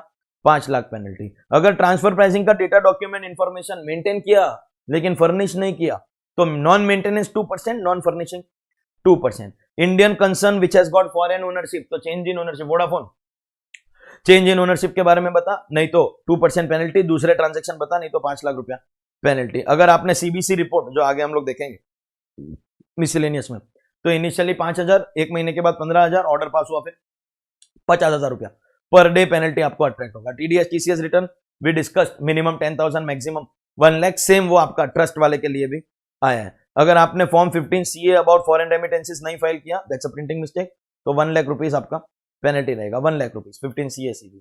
अगर कोई CA ने अपनी ऑडिट रिपोर्ट में या मर्चेंट बैंकर ने या वैल्यूअर ने कोई रॉन्ग रिपोर्ट दिया है तो CA मर्चेंट बैंकर के ऊपर 10,000 rupees penalty will get attracted. ये नया वाला हमने देख लिया, इसमें 234G का फीस भी लगेगा। If you are not cooperating, मतलब समन्स में जाते नहीं हो, नोटिस का रिप्लाई नहीं करते हैं, ऑल दैट 10,000 फॉर डिफॉल्ट। और कुछ केसेस में आपको कुछ फर्निश करने का बोला और आपने नहीं किया, 100 rupees per default. Door to door survey अगर आपने फॉर्म 45D भर के नहीं दिया, 1,000 रुपीज फ्लैट पेनल्टी। और पैन और 10 से रिलेटेड जो भी डिफॉल्ट है तो इन सब केसेस में आपके 10,000 rupees penalty will get attracted. Not applying for PAN, not quoting, wrong quoting to PAN board. Income tax is a fiscal law, यहाँ पर हम आपको जेल में डालने में कोई इंटरेस्ट नहीं, उसके लिए ब्लैक मनी एक्ट है। यहाँ पे we are interested in money, जब तक काम पैसे से होएगा हमको तुम्हारे में कोई इंटरेस्ट नहीं। Even if you are of the opposite gender, हमको तुम्हारे में कोई इंटरेस्ट नहीं, ठीक है।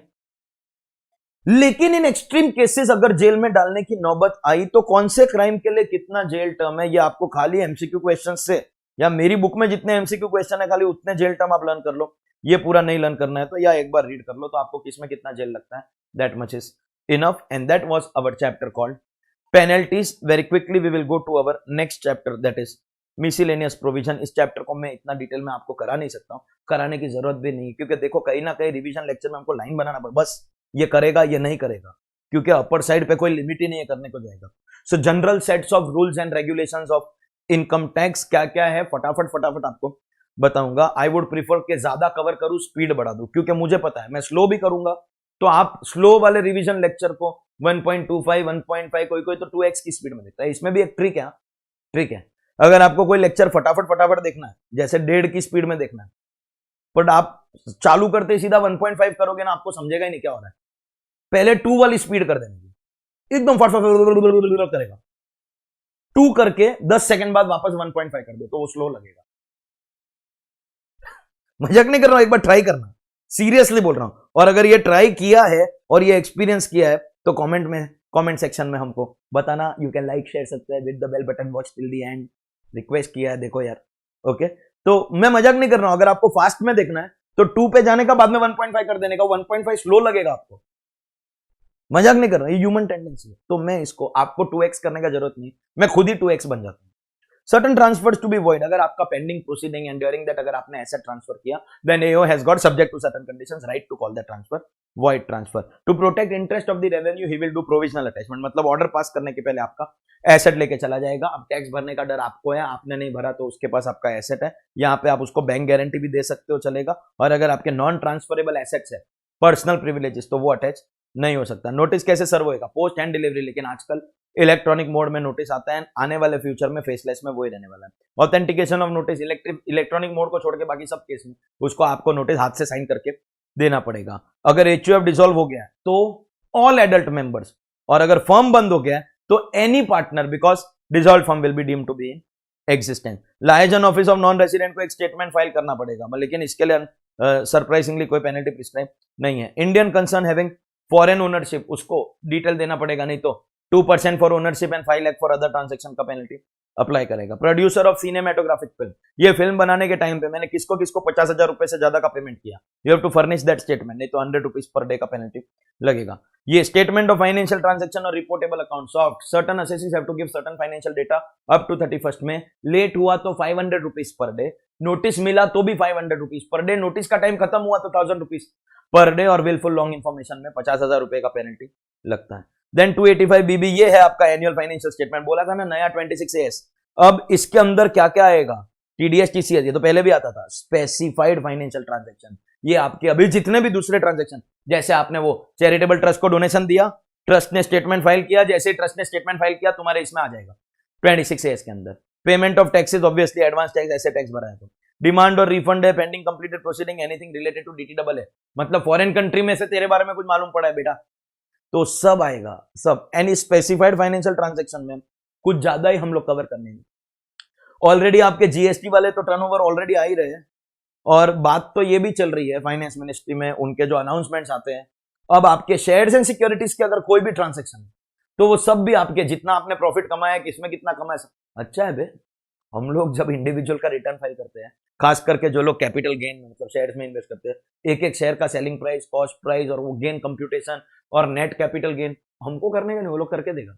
मस्त है, मस्त है, वाह मोदी जी, वाह। बहुत हुई पेट्रोल की मार अब की बार मोदी सरकार, वाह मोदी जी, वाह। Okay, now let's go ahead. एक सेक्शन जो थोड़ा सा डिटेल में, बिकॉज ये इंटरनेशनल टैक्स का सेक्शन है, based on the BEPS action plan number 13 given by OECD, uniform transfer pricing documentation. अगर आप अलग अलग कंट्री में ऑपरेट करते हो, यूएस, यूके, इंडिया के अंदर 2 कंपनी, दिल्ली एंड मुंबई, देखिए एक ही कंपनी होगी तो काम इजी होगा, मल्टीपल कंपनीज होगी तो क्या, पहले तो दिक्कत क्या है, हर एक कंट्री का ट्रांसफर प्राइसिंग का रूल्स एंड रेगुलेशन है, accordingly we will have to maintain data document information, सब गवर्नमेंट के लिए अलग अलग, मतलब हमारा काम बढ़ेगा और गवर्नमेंट को भी अलग अलग इन्फॉर्मेशन मिल रहा है। यूनिफॉर्मिटी लाने के लिए हम लोग एक common set columnar data, US, UK, Delhi, Mumbai, Dubai, एक कॉलमनर टर्नओवर, प्रॉफिट वगैरह पूरा फाइनेंशियल स्टेटमेंट, जैसे ब्रांच अकाउंटिंग, डिपार्टमेंटल अकाउंटिंग में होता है, कॉलमनर बना के एक ही चीज सबको देंगे, मतलब गवर्नमेंट को भी सेम इंफॉर्मेशन मिलेगा, एसएससी को भी एक ही बनाने का। ऑब्वियसली अगर आपका इंडिया में एक ही कंपनी है तो वही कंपनी सबमिट करेगा, लेकिन अगर इंडिया में 2 कंपनी,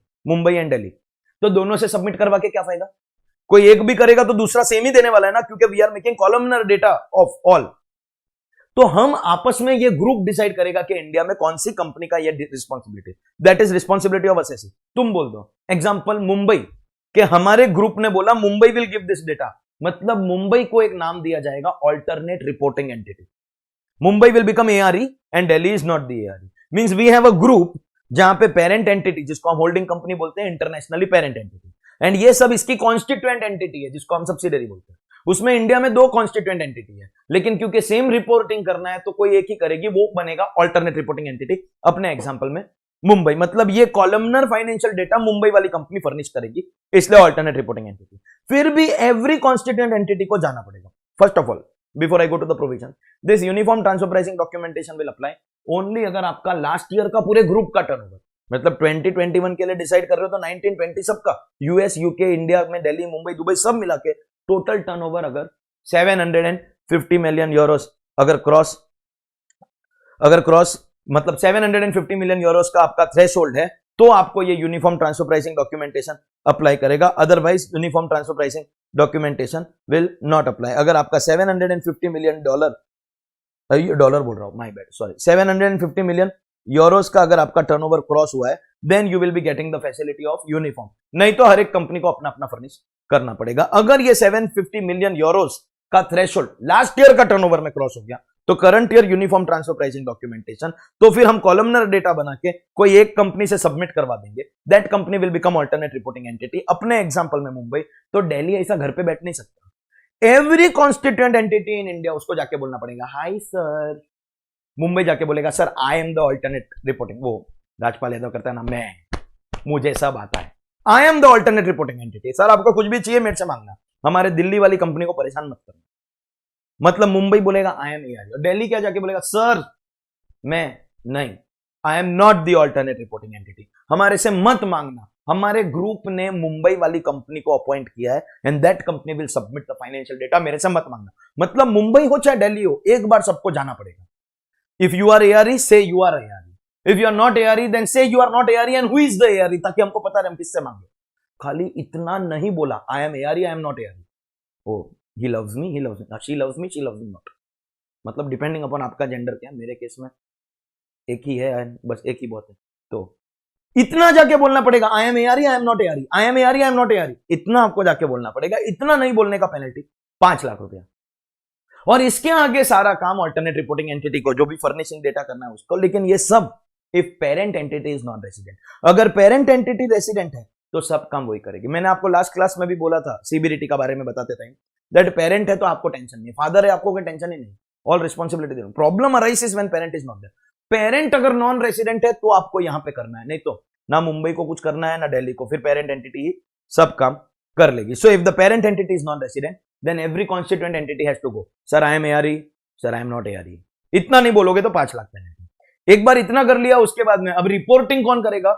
जो एआरई है वो. अपने एग्जांपल में मुंबई वाली entity with in 12 months from the end of the accounting year, आपको कॉलमनर एक्सक्यूज मी, टेंशन मत लो, उड़ के आएगा नहीं कोरोना. आपको कॉलमनर बेसिस पे बनाना पड़ेगा. रेवेन्यू सब US, UK, Dubai, Delhi, Mumbai. Profit before tax, taxes paid. Stated capital मतलब हमारे कंट्री में शेयर कैपिटल बोलते हैं, इंटरनेशनल टैक्स का टर्म यूज किया. अक्यूमुलेटेड अर्निंग मतलब हम लोग उसको रिजर्व एंड सरप्लस बोलते हैं. Number of employees, tangible asset other than cash and cash equivalent, ये सब आपको कॉलमनर बेसिस में फर्निश करना है. नहीं फर्निश करोगे 5,000 रुपया पर डे, एक महीने के बाद 15,000 रुपया पर डे, एन ऑर्डर आ गया तो 50,000 रुपया per day. That is going to be the penalty that will get attracted. And this is your uniform transfer pricing documentation का रिपोर्टिंग रिक्वायरमेंट. बाकी के सेक्शन अगेन फटाफट छोटे छोटे. अगर एसएससी का इंफॉर्मेशन इन पब्लिक इंटरेस्ट है तो उसको पब्लिकली प्रिंट किया जाएगा. रजिस्टर्ड वैल्यू और अपना वैल्यूएशन समझाने के लिए आईटेट लगा सकता है, because it is a question of fact. Authorise representative जिसको टैक्स नहीं पता है वो अपने बिहाफ पे भेज सकता है अपना employ, relative, CA, lawyer, officer of bank. CBDT conducted exam और रिकॉग्नाइज्ड एग्जाम दोनों हो सकता है. इसमें एक जन को ऐड किया, एनी अदर पर्सन एज में बी प्रिस्क्राइब. और इसमें ये जो सीए है यही इनकम टैक्स में सर्टिफिकेशन वर्क करता है. मतलब tax audit, 115JB, 115JC, trust, political party, 15CB, सब सर्टिफिकेशन का काम. 142 special audit, all that is done by CA. तो क्योंकि सीए एक्ट में प्रोहिबिटेड है, वैसे इनकम टैक्स में अगर ये असेसी है तो इनके जितने भी रिलेटेड सीए है, इंडिविजुअल असेसी बाय असेसी जो भी रिलेटेड सीए है, they will be prohibited from doing representation, sorry they will be prohibited from doing certification work. Representation का काम वो लोग कंटिन्यू कर सकते हैं. Okay, next we have 288A, 288B, rounding off income and tax, nearest multiple of 10। जब भी आप कोई पैसा भरोगे आपको रिसीट मिलेगा। अगर आपका किसी और के भी आप पे टैक्स भरा है, मतलब ट्रस्ट का टैक्स ट्रस्टी ने भरा है, तो आप इंडेमनिफाई हो सकते हो, ट्रस्ट से आप वसूल कर सकते हो। अगर जेल देना है, पहली बात तो देना ही नहीं है, लेकिन देना है तो प्रेसिडेंसी मैजिस्ट्रेट और मैजिस्ट्रेट ऑफ फर्स्ट क्लास। आपका रिटर्न या नोटिस या कोई भी इनवैलिड नहीं बनेगा। अगर क्लैरिकल मतलब रॉन्ग टाइम या रॉन्ग ईयर लिखा तो वो वैलिड रहेगा, लेकिन अगर ड्यू डेट के बाद आया तो ऑब्वियसली वो क्लैरिकल एरर नहीं है, वो इनवैलिड माना जाएगा। अगर इनवैलिड है और आपको चैलेंज करना है, आप चैलेंज कर सकते हो, लेकिन अगर आपने कोऑपरेट किया तो आप नहीं कर सकते हो। ऑर्डर के पहले कर सकते हो, अपील में आप उसको चैलेंज नहीं कर सकते हो। सेम प्रिजम्पशंस जो सर्च में था, belong to the SSC, contents are true, sign, handwriting and attestation of the same person of home it appears. अगर एक ऑथराइजेशन में बहुत सारे लोगों का नाम लिखा है, it will still be considered as individual authorisation to conduct a search in the respective premises. वो इंडिविजुअल के लिए होगा और वो वैलिड ऑथराइजेशन रहेगा। किसी भी ऑफिसर के अगेंस्ट आप कोर्ट केस नहीं फाइल कर सकते हो, खास करके सर्च में वो तोड़फोड़ करके जाता है। You can't file a case, क्योंकि वो जेन्युइनली गवर्नमेंट के लिए काम कर रहा है। अगर वो लोग आपको कहीं कहीं पर बोला है CBDT can condone delay relax, जिधर भी स्पेसिफिकली नहीं बोला they have the power to condone delay. Likewise कहीं कहीं पर बोला है दे कैन ग्रांट और विड्रॉ अप्रूवल, जिधर जिधर नहीं बोला है वहां पे we are giving them the power to withdraw approval. So condonation of delay and withdrawal of approval specifically नहीं बोला है तो यहां पे कवर होगा। अगर नया बजट पास नहीं होता है तो existing act will continue to have effect and power of CBDT to make rules. Act बोलेगा व्हाट टू डू, रूल्स बोलेगा how to do. Day to day application of income tax law, ये responsibility CBDT के पास रहेगा। Apart from that, out of the series दो 269 ST 2 lakh rupees या उससे ज्यादा from one person in one day, या एक सिंगल ट्रांजेक्शन, भले आप स्प्लिट भी कर दो, या एक इवेंट से अलग अलग ट्रांजेक्शन फ्रॉम अ पर्सन हुआ है, तो आपको वो तीन ही मोड में आप ले सकते हो। Otherwise 100% penalty will get attracted. 2 lakh या उससे ज्यादा आपको इन मोड्स में लेना पड़ेगा। Same person same day, one transaction, भले आप स्प्लिट करो या मल्टीपल ट्रांजेक्शन में एक इवेंट को अगर आपने स्प्लिट किया तो। एक्सेप्शंस है अगर रिसीट बाय गवर्नमेंट या बैंक है, 269 SS वाले ट्रांजेक्शन, क्योंकि ऑलरेडी 20,000 का लिमिट है, and any other exception notified, वो एक सर्कुलर यहां पे आपको लिख के दिया है। Except these cases 100% will be your penalty. And 269 SU पिछला चैप्टर कराने के टाइम पे बोला था, अगर आपका लास्ट ईयर का टर्नओवर 50 करोड़ क्रॉस करता है तो दिस ईयर आपको फैसिलिटी देना है अपने कस्टमर को। क्या? RuPay debit card, Bhim UPI और यूपीआई QR कोड, फैसिलिटी देना। उसकी मर्जी होगी, वो कैश देगा चेक देगा, आपको फैसिलिटी देना। ऑब्वियसली 2 लाख रुपए आप कैश में ले नहीं सकते हो, लेकिन आपको ये फैसिलिटी देना। If last year turnover exceeded 50 crore, this year you will have to provide this facility, नहीं तो failure will attract penalty of 5,000 rupees per day.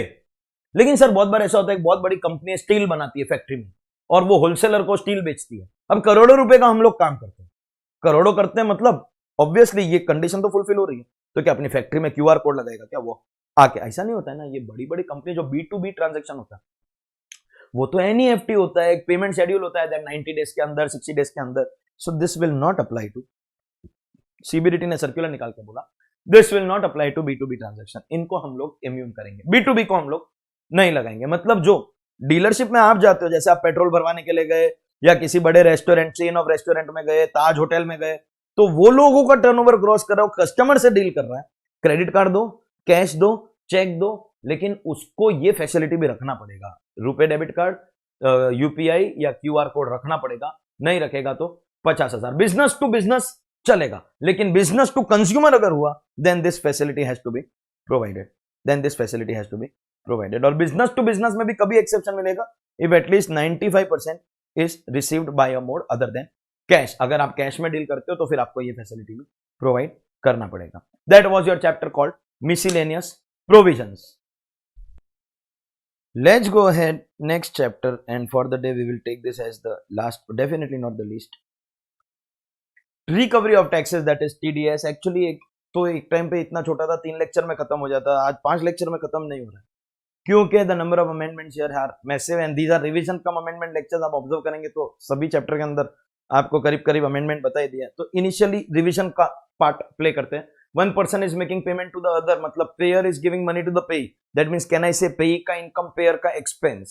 Payee के income के लिए payer is the source and thus the payer will deduct the tax at source. ये payee का नुकसान या payer का profit नहीं है। तो अगर X Y को 1 लाख रुपया दे रहा है और उसमें 10,000 रुपया TDS काट लिया, तो ये एक्स का प्रॉफिट नहीं है, क्योंकि जो काटा है वो गवर्नमेंट को देना पड़ेगा, बचने वाला कुछ नहीं है। और वाई का नुकसान नहीं है, it is as good as Y को 1 लाख रुपया पूरा मिला है, क्योंकि साल के एंड में जब भी तेरे को टैक्स भरना होगा तुझे ये टीडीएस का पैसा वापस मिलेगा। टैक्स लायबिलिटी है तो उसमें से कम हो जाएगा, या अगर लायबिलिटी नहीं है तो घर आ जाएगा वापस, रिफंड मिल जाएगा। For the payer the gross amount is the expense, for the payee the gross amount is the income. TDS is only advance tax paid by payer to the government on behalf of payee. Payer के जेब में कुछ नहीं बचेगा और पेई को भी क्रेडिट मिलेगा। All responsibilities deduct then deposit then TDS return every quarter and TDS certificate, सब कुछ पेयर को करना पड़ेगा। और अगर उसने नहीं किया तो डिसअलावेंस, इंटरेस्ट, पेनल्टी, प्रोसिक्यूशन, ये सब के लिए उसको रेडी रहना पड़ेगा। At the time of credit और payment whichever is earlier subject to some exceptions. Personal payment पे भी आता है, except contractor and professional fees. Personal payment के ऊपर भी TDS gets attracted and then some massive amendments have taken place out here. Payee के ऊपर एक ड्यूटी, बाकी सब पेयर का एक ड्यूटी पेई के ऊपर है, that is furnish your pan. अगर पैन फर्निश नहीं किया तो फिर वो 206 डबल है, मिनिमम टीडीएस ऑफ 20%। तो वहां पर भी कुछ अमेंडमेंट आया, हम लोग उसकी भी बात करेंगे। एंड अपार्ट फ्रॉम दैट ये जो रेट और मॉनिटरी लिमिट ऑफ टीडीएस है हर एक सेक्शन के अंदर दिया हुआ रहेगा, एंड उस रेट के अंदर भी हर सेक्शन में अमेंडमेंट आया because of covid. Finally Covid और कहीं आया क्या नहीं आया, इनकम टैक्स में तो आ गया, इनकम टैक्स को कोविड लग गया, तो वो क्या अमेंडमेंट है that also we will see. एक और अमेंडमेंट ये वाला जो मैंने आपको सेल्फ असेसमेंट टैक्स और डिमांड नोटिस के सेक्शन में बोला था, बाद में कराऊंगा। तो यहां पर बहुत सारा अमेंडमेंट। फिर एक आपका इक्वलाइजेशन लेवी का कॉन्सेप्ट है, उसमें भी अमेंडमेंट आया। भाई बरसात है, बरसात अमेंडमेंट का। ओके, तो हर एक चीज को डिस्कस करेगा, टेंशन लेने का नहीं। Let's understand. Rate monetary limit हर एक सेक्शन में दिया है, उसी को फॉलो करना है। सरचार्ज एचईसी कभी ऐड नहीं होगा, एक्सेप्ट अगर सैलरी है या नॉन रेसिडेंट है तो उसमें सरचार्ज एचईसी ऐड होगा, otherwise surcharge HEC will not be added. Payee ने पैन फर्निश नहीं किया तो मिनिमम टीडीएस 20%। नाउ एक एक करके जो अमेंडमेंट है, पहले ये बेसिक इंट्रोडक्शन जब भी हम चैप्टर क्लास में चालू करते हैं तब करते हैं। Now let's understand. सबसे पहले तो टीडीएस हर पेमेंट से डिडक्ट नहीं होता है। अरे भाई साहब सुन लीजिए, अगर मुझे कोई 20,000 ऐसा सीए पे कर रहा है तो टीडीएस नहीं काटेगा, 30,000 के बाद ही काटता है ना।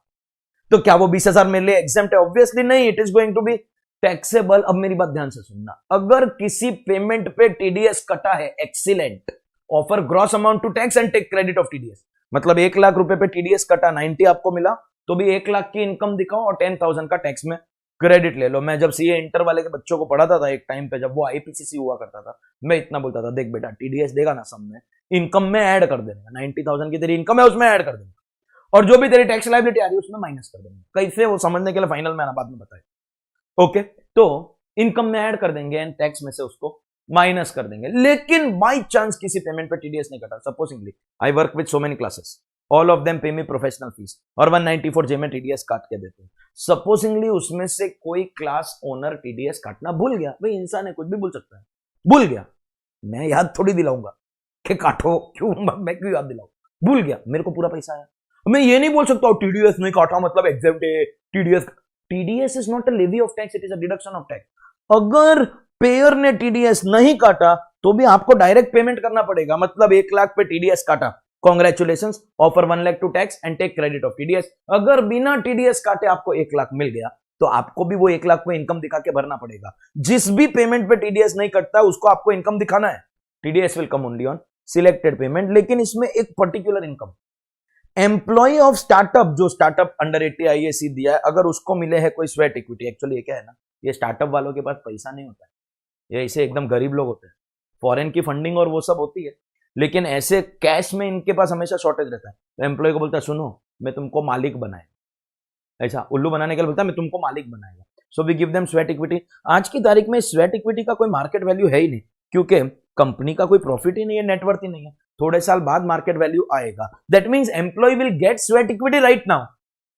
वैसे किसी भी एम्प्लॉय को स्वेट इक्विटी मिलता है वो इमीडिएटली टैक्सेबल होता है, ये भी होगा, लेकिन हम इससे टैक्स तेरे से थोड़ा बाद में भरवाएंगे। एम्प्लॉय ऑफ स्टार्टअप को अगर स्वेट इक्विटी मिला, that's a taxable perquisite, ESOP मिला, टैक्स बाद में भरना। This concept is similar to compulsory acquisition and conversion to capital asset into stock and trade. कैसा होता है, इनकम अभी आया टैक्स बाद में भरना, इनकम अभी आया टैक्स, ये वैसा ही है। तुमको स्वेट इक्विटी मिला, इनकम अभी आ गया, टैक्स बाद में भरना। कब? 3 इवेंट दिया है, उसमें से विच एवर इज अर्लीएस्ट, वहां से 14 डेज, 3 में से जो अर्लीएस्ट होगा वहां से 14 डेज, तब टैक्स बाद में भरना। इनकम आज हुआ है, टैक्स बाद में। तो सेल्फ असेसमेंट टैक्स वाले सेक्शन में भी ये लिखा कि टैक्स बाद में भरना। इनकम आज है, टैक्स बाद में भरना। डिमांड नोटिस वाले सेक्शन में भी बोला इनकम आज है, टैक्स बाद में भरना। डायरेक्ट पेमेंट जब टीडीएस नहीं कटता है तो भी बोला कि तुम बाद में भरना। और सैलरी वाला पार्ट है तो जनरली तो इसमें सैलरी में टीडीएस कट जाएगा बीइंग अ परक्यूजिट। तो 192 में भी बोला दैट इनकम आज है लेकिन टीडीएस बाद में काटना। दिस लायबिलिटी टू पे tax will come when 48 months from the end of the relevant assessment year. मतलब अगर आपको 2021 में स्वेट इक्विटी मिला है तो असेसमेंट ईयर 21-22 वहां से 48 मंथ्स मतलब 2 साल करेगा तो 31 मार्च 24 वहां से विद इन 14 डेज भरना है। मतलब previous year assessment year plus 48 months 2 साल, वहां से 14 डेज के अंदर अंदर, मतलब विच एवर इज अर्लीएस्ट है, this is one of the option.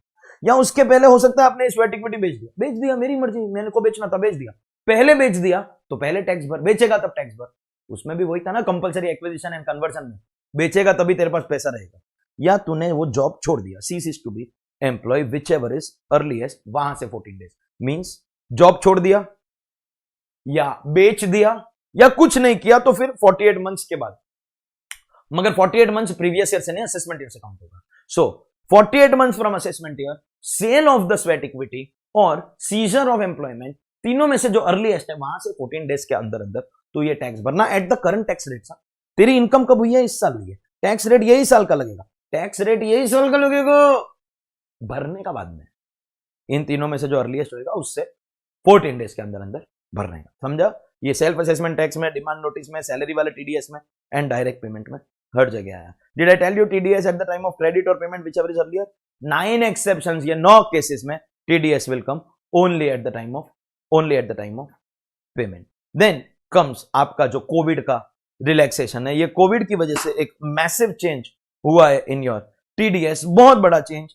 TDS के जितने भी रेट्स हैं, सब में नहीं but most of the sections, TDS की रेट कम हो जाएगी because of COVID. As a temporary relief measure to improve cash flows of assessees in view of the global कोविड-19 pandemic, the rate of TDS for certain sections have been reduced by 25%। By 25 मतलब अगर 10 था तो 7.5, अगर 2 था तो 1.5 हो जाएगा। 1% वाला टीडीएस 0%। जो भी एग्जिस्टिंग है बॉस, ये तो तेरे को लर्न करना ही था ना, जो भी एग्जिस्टिंग टीडीएस का रेट है वो 25% कम हो जाएगा। तो फर्स्ट लॉजिक क्या है? सर कोविड की वजह से लोगों का टीडीएस कम किया, ये क्वेश्चन आ गया। सेकंड, सर कितना कम किया? सर 25%, मतलब एग्जिस्टिंग रेट जो भी है उस एग्जिस्टिंग रेट का 75% रहेगा, 25 कम। लेकिन हिडन एस्पेक्ट इसके 2 है। पहली बात, ये निर्मला जी है, इनको रात को मन होता है ये सुबह अमेंडमेंट लेके आती है, हैशटैग स्वैग, ठग लाइफ, उनकी मर्जी। तो ये इनको मन हुआ 13 मई को, जब पूरा देश लॉकडाउन में था तब इनको मन हुआ नहीं मजा नहीं आ रहा, थोड़ा कम करने का, तो इन्होंने ये रेट को कम किया 14 में। और ये एज अ सीए स्टूडेंट आपके लिए बैड न्यूज है, डोंट वरी, उस बैड न्यूज को मैं कम करूंगा, आपको कॉन्सेप्ट अच्छे से बता के। ये है आपका previous year applicable for exam 1/4/20 से लगाकर 31 March 21, and you are required to know all the provisions of 2021। ये अमेंडमेंट आया है 14 मई को, मतलब 1 अप्रैल से लगाकर 13 मई तक ये पुरानी वाली रेट लगेगी। 1 अप्रैल से 13 मई पुरानी वाली। सर बोलना मत सर, तभी कंट्री तो लॉकडाउन में था, लेकिन एग्जाम में सम पूछेगा तो तू ये नहीं बोल सकता सर कंट्री लॉकडाउन में था, ऑनलाइन पेमेंट चालू था, बैंक चालू था, समझा गया? तो तू ये नहीं बोल सकता है सर कंट्री, मैंने ऑनलाइन लेक्चर लिया, मेरे को ऑनलाइन पेमेंट आया है उसका, तो टीडीएस आया है बिफोर 13 में पुरानी वाली रेट पे, एंड अगर आफ्टर 13 में तो ये नया वाला रेट है। मतलब यू हैव टू, ऑब्वियसली देखिए ओल्ड रेट हम पहले लर्न करते थे, अब हमको नया वाला रेट लर्न करना है, लेकिन नया लर्न करके पुराना बोल नहीं सकते हो क्योंकि आपके एग्जाम में ओल्ड न्यू दोनों लगेगा। In fact every sum in my text book मुझे डेट डालना पड़ा, क्योंकि अगर 13 में तक है तो आपको 10% लगाना है, एंड 14 में से है अप टू 31 मार्च आपको 7.5, that means you have to know the quantum of deduction 25%, you have to also know कि वो 14 में से लगेगा, पहले हुआ तो पूरा टीडीएस आएगा। तो ये आप समझ गए कि ये डिफिकल्ट है कि आपको डेट याद रखना पड़ेगा, लेकिन अब आप समझ गए। मगर एक और डिफिकल्ट एस्पेक्ट ये है that this has been coming only for certain section, मतलब कोई कोई सेक्शन में ये कम होगा, कोई कोई सेक्शन में कम नहीं होगा। अगर आप लर्न करने को देखिए, हर एक सेक्शन में, मेरे जितने भी सेक्शन बाद में स्क्रॉल करेंगे तो देख लेंगे, हर सेक्शन में लिखा है कोविड-19 रेट रिडक्शन एप्लीकेबल और नॉट एप्लीकेबल, एप्लीकेबल और नॉट एप्लीकेबल, मैं हर एक सेक्शन में लिखा है। चैप्टर के एंड पे जो चार्ट बना है, मैं आपको वैसे भी रिवीजन का लेक्चर है तो पूरा चैप्टर रिवाइज नहीं कराने वाला हूं, वो चार्ट में से आपको रिवाइज करूंगा, उसमें भी लिखा है एप्लीकेबल, एप्लीकेबल वाले में लिखा है सर अभी हमको लर्न कैसा करने का, एक तो already this is difficult to pay attention, 13th में तक ओल्ड रेट, 14th में से न्यू रेट, रिडक्शन सबसे इजी है 25%, बाकी का तो सर लर्न करना पड़ेगा। मेरे पास एक आइडिया है, एक आइडिया जो बदल दे आपकी दुनिया। 3 केसेस नो रिडक्शन। अगर कोई भी पेमेंट सैलरी से रिलेटेड है, सैलरी से रिलेटेड 2 सेक्शन है टीडीएस में, एक सैलरी वाला 192 और एक आरपीएफ वाला 192 है, सैलरी से रिलेटेड। अगर कोई भी सेक्शन नॉन रेसिडेंट से रिलेटेड है, जैसे वो foreign national sportsman sports association का सेक्शन है, एक आपका पेमेंट टू नॉन रेसिडेंट का जनरल सेक्शन है, in fact 194 LBA, LBB, LC, LD, जितने भी सेक्शन में नॉन रेसिडेंट है, या कोई भी सेक्शन हमको प्रोहिबिशन करने के लिए हमने लाया है, प्रोहिबिशन, जैसे कैजुअल विनिंग्स, लॉटरी का बाजीगर 194 बी, हॉर्स रेसिस का बड़ा बाजीगर, और एक बैंक से कैश विड्रॉल पे हमको प्रोहिबिशन करना है, तो बैंक से कैश विड्रॉल पे हम लोग टीडीएस लाए। इन 3 के अंदर, इन 3 कैटेगरी में, ये कैटेगरी सैलरी वाला, एनआर वाला एंड प्रोहिबिशन वाला, इन 3 के अंदर आपको रेट कम नहीं होगा। कोविड-19 का जो रेट रिडक्शन बाय 25% है, that is not applicable in these 3। उसमें पहली कैटेगरी में 2 सेक्शन है, सैलरी एंड आरपीएफ, तीसरी वाली कैटेगरी में 3 है, बाजीगर, बड़ा बाजीगर and cash withdrawal from bank, और नॉन रेसिडेंट का कोई भी, ये 3 में नहीं। मतलब बाकी सब, जैसे हमारा आज चीज सबसे इंपॉर्टेंट एसीएचआईजे, सब में कम होगा। हमारा रेंट, कॉन्ट्रैक्टर कमीशन, 194 आईसी, वो जॉइंट डेवलपमेंट अग्रीमेंट हो गया, dividend and mutual fund profit, जो लास्ट ईयर तक पढ़ने का जरूरत नहीं था, but now dividend and mutual fund profit will be taxable for the share holder and the unit holder, क्योंकि डीडीटी आईडीटी डिलीट हो गया, तो उस पर भी टीडीएस आएगा और कम होगा। खाली ये 3 कैटेगरी में कम नहीं होगा। तो जब भी आप कोई भी सम सॉल्व कर रहे, सैलरी से रिलेटेड 2 सेक्शन में है, प्रोहिबिशन वाले 3 में है, या पेमेंट टू नॉन रेसिडेंट है, तो full rate from 1 April to 31 March, no reduction, 10 will remain 10 10 10, कम नहीं होगा। जैसे इसमें 30 30 है, तो ये 30 रहेगा, कम नहीं होगा। और इसके अलावा कोई भी सेक्शन है तो 10 will become 7.5, 2 will become 1.5, existing rate का 25% कम हो जाएगा फ्रॉम 14th मई, वो याद रखना। It will be applicable from 14th May, वो याद रखना मित्रों, याद रखना, समझा क्या? हाँ, applicable from 14th May. So from 14th May to 31 March, selected section. Sir कैसा लर्न करने का सर ने आइडिया दिया ना, salary related, prohibition related, non resident related, 3 को छोड़ के बाकी सब में रेट, वैसे हर एक सेक्शन में मैंने लिखा है, लेकिन बाकी सब में this rate reduction is going to be applicable. समझा? 206AA, अगर आप पैन फर्निश नहीं करते हो, थोड़ा इसको निकालना पड़ेगा भाई, अगर आप पैन फर्निश नहीं करते, if you don't furnish pan, तो एग्जिस्टिंग रेट और 20% विच एवर इज हायर। लेकिन अगर आरपीएफ वाला सेक्शन है तो उसमें एमएमआर। और फिर इनकम टैक्स में एक नया सेक्शन आया from 1 October, 194O, e commerce के ऊपर टीडीएस आया। Already equalization levy non resident पे था, एडवर्टीजमेंट का 6%, उसका एडवर्टीजमेंट के अलावा और कुछ भी अगर अभी नॉन रेसिडेंट ने कोई भी ऑनलाइन गुड्स और सर्विसेज किया, उसका इक्वलाइजेशन लेवी एक नया अमेंडमेंट वो भी आया है, 2%, अभी करेंगे उसको। लेकिन अगर कोई रेसिडेंट अगर ई कॉमर्स के बिजनेस में है, तो उसके ऊपर भी एक टीडीएस आया, नया सेक्शन 1 अक्टूबर से ही अप्लाई करेगा। उसमें अगर आपने पैन फर्निश नहीं किया तो उसका 5 रहेगा। मतलब वेन एवर पे does not furnish pan, TDS will be minimum 20%, RPF case 5%, और ई कॉमर्स वाले, RPF case MMR sorry, and e commerce वाले केस में इट विल बिकम 5%। और जो भी नॉन पेन वाले केसेस है, इसमें ये कोविड का रिलैक्सेशन नहीं मिलेगा। मतलब ये जो हम कोविड का रिलैक्सेशन नहीं देते हैं, salary, NR, prohibition and anybody covered under 206AA also, no relaxation due to COVID, आपको पूरा का पूरा टीडीएस अप्लाई करेगा। So what is COVID relaxation? Existing rate will reduce by 25 up to 75% of the existing rate from 14th May in selected sections, anything excluding salary, prohibition section, non-resident, and if it is a non-PAN case, PAN not furnished, then that facility will not be available. Have we understood this amendment? तो direct payment वाला amendment समझ लिया, Covid का amendment समझ लिया, non pan में वो 194A में 20 नहीं 5% लगेगा और रिलैक्सेशन नहीं मिलेगा। And now we have equalisation levy. पहले एग्जिस्टिंग 6% वाले का रिकैप, 6 कंडीशन था, याद रखना। Non resident, no PE, online advertisement और digital space for online advertisement और any other notified, more than 1 lakh to a resident for business. अगर उस रेसिडेंट ने बिजनेस के लिए ये ऐड लिया है तो 6% इक्वलाइजेशन लेवी, और पेयर को वो डिडक्ट करना था, all inclusive, no surcharge HEC. लेकिन ये खाली ऐड पे आ रहा है सर, नॉन रेसिडेंट तो सब कुछ बेच रहा है, गुड्स और सर्विसेज, हर चीज के ऊपर। Now if there is any e commerce supply और services by an e commerce operator. E commerce operator कौन होता है? नॉन रेसिडेंट नो पी, मतलब सेम है। वैसे भी ये नॉन रेसिडेंट के लिए, रेसिडेंट के लिए नया सेक्शन आया 194। This also non resident no P, और ये नया 2% भी non resident no P who owns, operates or manages a digital or electronic platform or facility for sale of goods or services।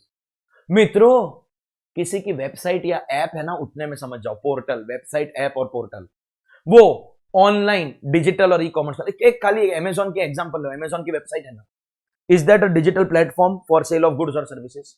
बस नॉन रेसिडेंट, अभी Amazon का India में P है तो वो एग्जांपल में फिट नहीं करेगा, लेकिन एग्जांपल ई कॉमर्स ऑपरेटर क्या होता है वो समझाने के लिए। नॉन रेसिडेंट नो पी, अगर उसका पोर्टल है, वो ई कॉमर्स ऑपरेटर है, और क्या करता है वहां से? Online sale of goods owned by e commerce, खुद के गुड्स बेचता है। कोई कोई लोग अपनी वेबसाइट से अपने गुड्स बेचते हैं। सेल ऑफ सर्विसेज खुद की, लेकिन कोई कोई एग्रीगेटर होते हैं, मेरी वेबसाइट पे दूसरे के गुड्स बेचता हूं, तो सेल ऑफ गुड्स और सर्विसेज फैसिलिटेटेड। मतलब मेरा अगर पेन ड्राइव या मेरा अगर बुक्स में अगर अमेजॉन पे लिस्ट करो, तो वैसे भी आपको पता होना चाहिए अमेजॉन के खुद के कोई गुड्स नहीं है, सब दूसरे का ही बेचता है वो। It is only a portal, चाहे वो अमेजॉन हो, ओला हो, yes these are residents, but to understand the meaning of e commerce operator you can take this examples. इनके पास एक पोर्टल है, अरे हमारे खुद के होते हैं वेबसाइट जहां से हम लोग पेन ड्राइव और गूगल ड्राइव सेल करते हैं। पोर्टल है, उस पोर्टल से अगर हमने सेल ऑफ गुड्स या सर्विस, क्या गुड्स हमारा भी हो सकता है, दूसरे का भी हो सकता है, सर्विस हमारा भी हो सकता है, हम खाली एग्रीगेटर में चलता है, we are e commerce operator. So non resident no P should be an e commerce operator, और उसका इंडिया में 2 करोड़ रुपया। इसकी वजह से कोई कोई लोग वीड आउट हो जाएंगे, लेकिन अमेजॉन जैसी कंपनी अब नहीं बचने वाली है। 2 crore rupees, this is known as Google tax. Google पे सर्च करना, sir what is Google tax, 2 crore rupees, then 2% equalization levy will get attracted. So existing में 6% खाली एडवर्टाइजमेंट सर्विसेज का था, अब यहां पे सब गुड्स, सब सर्विसेज ऑब्वियसली, लेकिन जहां पे 6% लग गया है वो नहीं लगेगा, और 6 या 2 दोनों में से कुछ भी लग गया तो इनकम टैक्स नहीं लगेगा। All goods and all services किसको बेचा?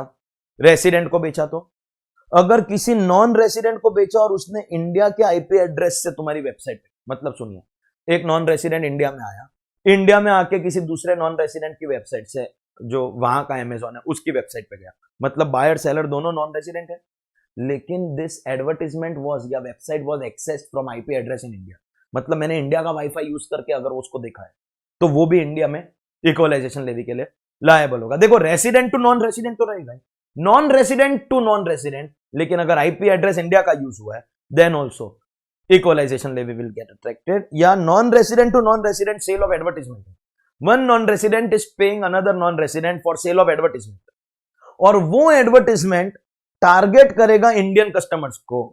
एक नॉन रेसिडेंट दूसरे नॉन रेसिडेंट को पे कर रहा है to target Indian customer, to target Indian customer, या ऐसे लोग जो इंडिया के आईपी एड्रेस से वो ऐड देखेंगे। सपोजिंगली आपकी कोई फॉरेन की वेबसाइट है, गाना बेचती है, कॉपीराइट ऑफ सॉन्ग्स बेचती है, और अमेरिका में बैठे बैठे किसी ने आपकी वेबसाइट पे वो गाने देखे, और वो अमेरिका में बैठा बैठा आपकी वेबसाइट पे अपनी ऐड डालना चाहता है, ताकि इंडिया से अगर कोई आपकी वेबसाइट पे आएगा उसको वो ऐड दिखाई दे। Means that advertisement will be accessed from India, या it will be targeting a customer in India, then that will also get covered. So non-resident, no P, e-commerce operator, any kind of sale of goods or services targeting a resident or a non-resident from IP address in India, or advertisement which will target a customer in India, or anybody will access from IP address in India. If the total is 2 crore or more, equal to 2 crore is also covered, then 2% equalization levy will get attracted, and once this is attracted, then there will be no other tax in India. Income tax will not be attracted. Remember, equalization levy comes under Finance Act of 2016. So that was your, ये जो amendments थे, तो direct payment के अंदर वो sweat equity वाला amendment, फिर वो कोविड-19 का बहुत इंपॉर्टेंट 14th में से लगेगा, सिलेक्टेड सेक्शन पे लगेगा, नॉन पेन केसेस में नहीं लगेगा। नॉन पेन केसेस के अंदर 20% तो लगता ही था 192A में एमएमआर, और वो नया वाला जो ई कॉमर्स रेसिडेंट वाला सेक्शन आया उसके अंदर 5% रहेगा, रिलैक्सेशन नहीं मिलेगा। चौथा अमेंडमेंट इक्वलाइजेशन लेवी वाला, ये था इंट्रोडक्शन। इसके आगे जो जो सेक्शन नया आया है उसको हम लोग जैसे पेनल्टी में किया, थियरी में से करेंगे, एंड जो एग्जिस्टिंग सेक्शन है वो डायरेक्टली हम लोग चार्ट के अंदर से we will see at the end of, क्योंकि ये basically you have to learn payer, payee rate, monetary limit, ये हर एक सेक्शन के अंदर आपको लर्न करना पड़ेगा। एंड जब हम क्लास में ये चैप्टर करवाते हैं तो आपको मार्किंग भी देते हैं, वेरी इंपॉर्टेंट 2 स्टार, इंपॉर्टेंट होगा तो 1 स्टार, रीड वाला सेक्शन बकवास वाला सेक्शन और आप ऑब्जर्व करेंगे तो हर एक सेक्शन में ये वाला अमेंडमेंट तो लिखा है मैंने, या तो एप्लीकेबल लिखा है, नॉट एप्लीकेबल। मित्रों सैलरी बोला ना नॉट एप्लीकेबल, सैलरी आरपीएफ में नॉट एप्लीकेबल, प्रोहिबिशन में नॉट एप्लीकेबल, बाकी सब में एप्लीकेबल। तो ये अमेंडमेंट हमारा हो गया है, ये नहीं कराऊंगा, कुछ और हुआ तो कराऊंगा। तो सैलरी में at the applicable rate TDS कटता है, और वो स्वेट इक्विटी वाला जो स्टार्टअप वाला है उसका बाद में आएगा, that I already told you. RPF के अंदर भी relaxation is not going to be applicable. Then interest, ये सिक्योरिटीज तो वैसे भी रीड वाला सेक्शन है। डिविडेंड वाला लास्ट ईयर तक बकवास में जाता था, बट अब डिविडेंड के ऊपर टीडीएस आएगा because DDT has been abolished. खाली इतना बोला है कि अगर किसी इंडिविजुअल रेसिडेंट को दे रहे हो, अदर देन कैश दे रहे हो और साल का 5,000 तक दे रहे हो, तो उसके ऊपर टीडीएस काटने की जरूरत नहीं है। Otherwise TDS will come and relaxation आएगा, बिकॉज ये सैलरी नहीं है, ये एनआर नहीं है और ये प्रोहिबिशन नहीं है। That means relaxation will be applicable. खाली इतना आपको याद रखना है। Interest other than securities, in fact ये पूरा का पूरा जो आज चीज हॉट फेवरेट है, interest, contractor, commission, rent and professional fees, इसमें पेयर का डेफिनेशन क्या है? All persons other than individual HUF. Individual HUF if they were covered under 44AB, 44AB से टर्नओवर एक्सीड किया लास्ट ईयर। लेकिन इस साल हुआ क्या है, 44AB में भी एक अमेंडमेंट आया दैट वो कोई केस में 5 करोड़ के बाद ऑडिट करवाने का। तो कंफ्यूजन हो रहा है, एक वाला 5 वाला, मगजमारी चाहिए नहीं। इधर हम लोगों ने 44AB का रेफरेंस काट दिया, सीधा टर्नओवर ही लिख दिया, 1 करोड़ बिजनेस में एंड 50 लाख प्रोफेशन में। Instead of referring other section, सीधा टर्नओवर मेंशन कर दिया। मतलब लोग वही है जो पहले कवर होने वाले थे, लेकिन टर्नओवर लिखने की हम लोगों ने 44AB लिखने की जगह टर्नओवर लिख दिया। All persons other than individual HUF. Individual HUF अगर लास्ट ईयर उनका टर्नओवर बिजनेस में 1 करोड़ या प्रोफेशन में 50 लाख क्रॉस किया, ये सेम आज चीज के 5 सेक्शन के अंदर अमेंडमेंट आया। All persons other than individual HUF, individual HUF if the turnover exceeds, last year तक लिखा था 44AB लिमिट, अभी क्या बोला, business 1 crore, profession 50 lakh, last year का टर्नओवर। और ये 5 सेक्शन में अमेंडमेंट, इनफैक्ट टीसीएस के अंदर भी अमेंडमेंट आया है। एंड ये इंटरेस्ट का सेक्शन है। अदर देन दैट, इस इंटरेस्ट वाले सेक्शन में एक और अमेंडमेंट, कभी कभी एक कोऑपरेटिव सोसाइटी टीडीएस नहीं काटती, कभी one cooperative society paying to its own member except cooperative bank, and second society to society. लेकिन अगर उस सोसाइटी का लास्ट ईयर का टर्नओवर 50 करोड़ रुपया क्रॉस, एनी कोऑपरेटिव सोसाइटी जिसका लास्ट ईयर का टर्नओवर हैज क्रॉस्ड 50 करोड़ रुपया, तो फिर उसको टीडीएस काटना पड़ेगा, even if not otherwise liable. फिर आते हैं आपके बाजीगर, बड़ा बाजीगर बोला था आपको कोविड का रिलैक्सेशन अप्लाई नहीं करेगा, so winning from lotteries and horse races not applicable. Then इनमें से किसी में भी ये जो आपको अमेंडमेंट दिख रहा है ना, वो मैंने आपको सब ऑलरेडी बोल दिया है। So this is non resident तो नॉट एप्लीकेबल, ये सब रेसिडेंट है तो एप्लीकेबल है। I talk about only those amendments जो नहीं डिस्कस हुआ है। जैसे again if I talk about commission, तो ये जो पेयर का डेफिनेशन 194H में चेंज हुआ है वो मैंने आपको ऑलरेडी बोल दिया, 44AB की जगह डायरेक्टली टर्नओवर लिख दिया। अदरवाइज पेयर, पे रेट, मॉनेटरी लिमिट, हर एक सेक्शन का आपको लर्न करना है। Contractor biggest section, but first ये वाला अमेंडमेंट पेयर के डेफिनेशन में, देन कोविड का रिलैक्सेशन एप्लीकेबल रहेगा बिकॉज ये ना सैलरी है, ना प्रोहिबिशन है, ना नॉन रेसिडेंट है। एंड एक तीसरा अमेंडमेंट यहां पे आया है, when I give you an order and I supply raw material, मतलब I will pay you only for labour, order भी दिया, रॉ मटेरियल भी दिया, तो फिर वो वर्क डन होता था और टीडीएस आता था। ऑर्डर भी दिया, स्पेसिफिकेशन, रॉ मटेरियल दोनों दिया। तो अब अमेंडमेंट ये आया कि रॉ मटेरियल अगर मैंने दिया या मेरे किसी रिलेटिव ने दिया तो भी वो वर्क डन है। नहीं तो मैं क्या करता था, मैं ऑर्डर देता था, रॉ मटेरियल मेरे रिलेटिव से दिलवाता था और फिर मैं उसको दिखाता था that this transaction is a sale of goods, और मैं 194C से बचता था। Now if I give you order and raw material is supplied by me और my relative, it will be work done, TDS will get attracted from the customer और from the customer का relative. Rent के अंदर वापस आई है ये दो ही amendment, nothing other than that. IBIC वो 50,000 पर मंथ वाला जो रेंट है, joint development agreement, nothing. 194J professional fees, पहला 2 अमेंडमेंट आपको पता है, पेयर का डेफिनेशन चेंज हुआ, रिलैक्सेशन एप्लीकेबल। एक तीसरी चीज, यहां पे लास्ट ईयर तक 2 रेट थी, 10%, 2%। कॉल सेंटर के लिए 2%, everywhere else 10%। Call centre to everywhere else, अब drastic change. Call centre to fees for technical services पूरा का पूरा 2 में चला जाएगा। ये पहले 10 में था, अब ये पूरा 2 में आ जाएगा, 10 से 2 हो जाएगा। एंड जो रॉयल्टी है वो सेल, डिस्ट्रीब्यूशन और एग्जीबिशन ऑफ फिल्म्स से रिलेटेड अगर है तो वो 2 में आ जाएगा। Means any other royalty and everything else professional fees 10 में। मतलब लास्ट ईयर तक 10 और 2 दोनों में 1-1 था, अभी 2 में 3 आ जाएंगे। क्या क्या? कॉल सेंटर एग्जिस्टिंग अमेंडमेंट क्या, पूरा fees for technical services. Royalty खाली फिल्म्स वाला, मतलब other than that patent trademark drawing design का अगर रॉयल्टी होगा तो वो 10 में रहेगा। तो देखिए प्रोफेशनल फीस पूरा 10%, फीस फॉर टेक्निकल सर्विसेज पूरा 2%, कॉल सेंटर पूरा 2%, रॉयल्टी फिल्म्स का 2, बाकी का 10। हाँ लेकिन 14th में से कॉरेस्पॉन्डिंग रिडक्शन, क्योंकि ये कोविड-19 के रिलैक्सेशन में आएगा, तो that will change, but we are discussing the rate before COVID relaxation. देखो बिफोर वाली रेट याद है तो आफ्टर वाली तो क्या है, 25% कम करना है। You can reduce your effort, और मैंने एक कम तो आपका कर ही दिया है, 3 जगह पे कम नहीं करना है, बाकी सब जगह पे करना है। तो thank you, rather you should say thank you, मैं वेलकम बोलता हूं। चल, distribution of profit by mutual fund, ये भी नया सेक्शन आया, लास्ट ईयर तक नहीं काटने का था, लेकिन अभी 5,000 से ज्यादा दिया तो टीडीएस कटेगा। कॉन्ट्रैक्टर कमीशन, प्रोफेशनल फीस, अगर पर्सनल पेमेंट 50 लाख से ज्यादा किया तो 5% टीडीएस। एलए ये पूरे आपके एग्जिस्टिंग सेक्शन है, कुछ भी इसमें चेंज नहीं है। ये जो एलबी से लगाकर एलडी अगर आपको चेंज दिख भी रहा है तो these are changes that we have already studied in special rates of tax. जो स्पेशल रेट ऑफ टैक्स में चेंज हुआ है वही यहां पे चेंज हुआ है, nothing apart from that. 194N जो कैश विड्रॉल फ्रॉम बैंक था एक्सीडिंग 1 करोड़, उसमें स्लाइट चेंज है टेकन प्लेस। पहले ऐसा था कि only on the excess we had to deduct TDS, अब TDS will come on the entire amount. मतलब अगर आपने 1 करोड़ से ज्यादा विड्रॉल किया है तो पूरे पे टीडीएस आएगा, पूरे अमाउंट के ऊपर टीडीएस आएगा on the full amount. 2% on the excess over 1 crore जो था, मतलब 1 करोड़ 10 लाख अगर विड्रॉ किया है तो 10 लाख का 2% आता था, अभी 1 करोड़ 10 लाख का 2%। और उसमें भी अगर जो अकाउंट होल्डर है उसने लास्ट 3 साल का रिटर्न फाइल नहीं किया, जिसका भी 3 में से ड्यू डेट चला गया, मतलब अगर वो रिटर्न फाइल नहीं किया है तो 20 लाख के बाद 2% और 1 करोड़ के बाद 5%। ये बहुत बड़ा स्टूपिडिटी है। बैंक को क्या सपना गिरेगा क्या कि तुमने रिटर्न फाइल नहीं किया? सपने में आएगा बैंक को?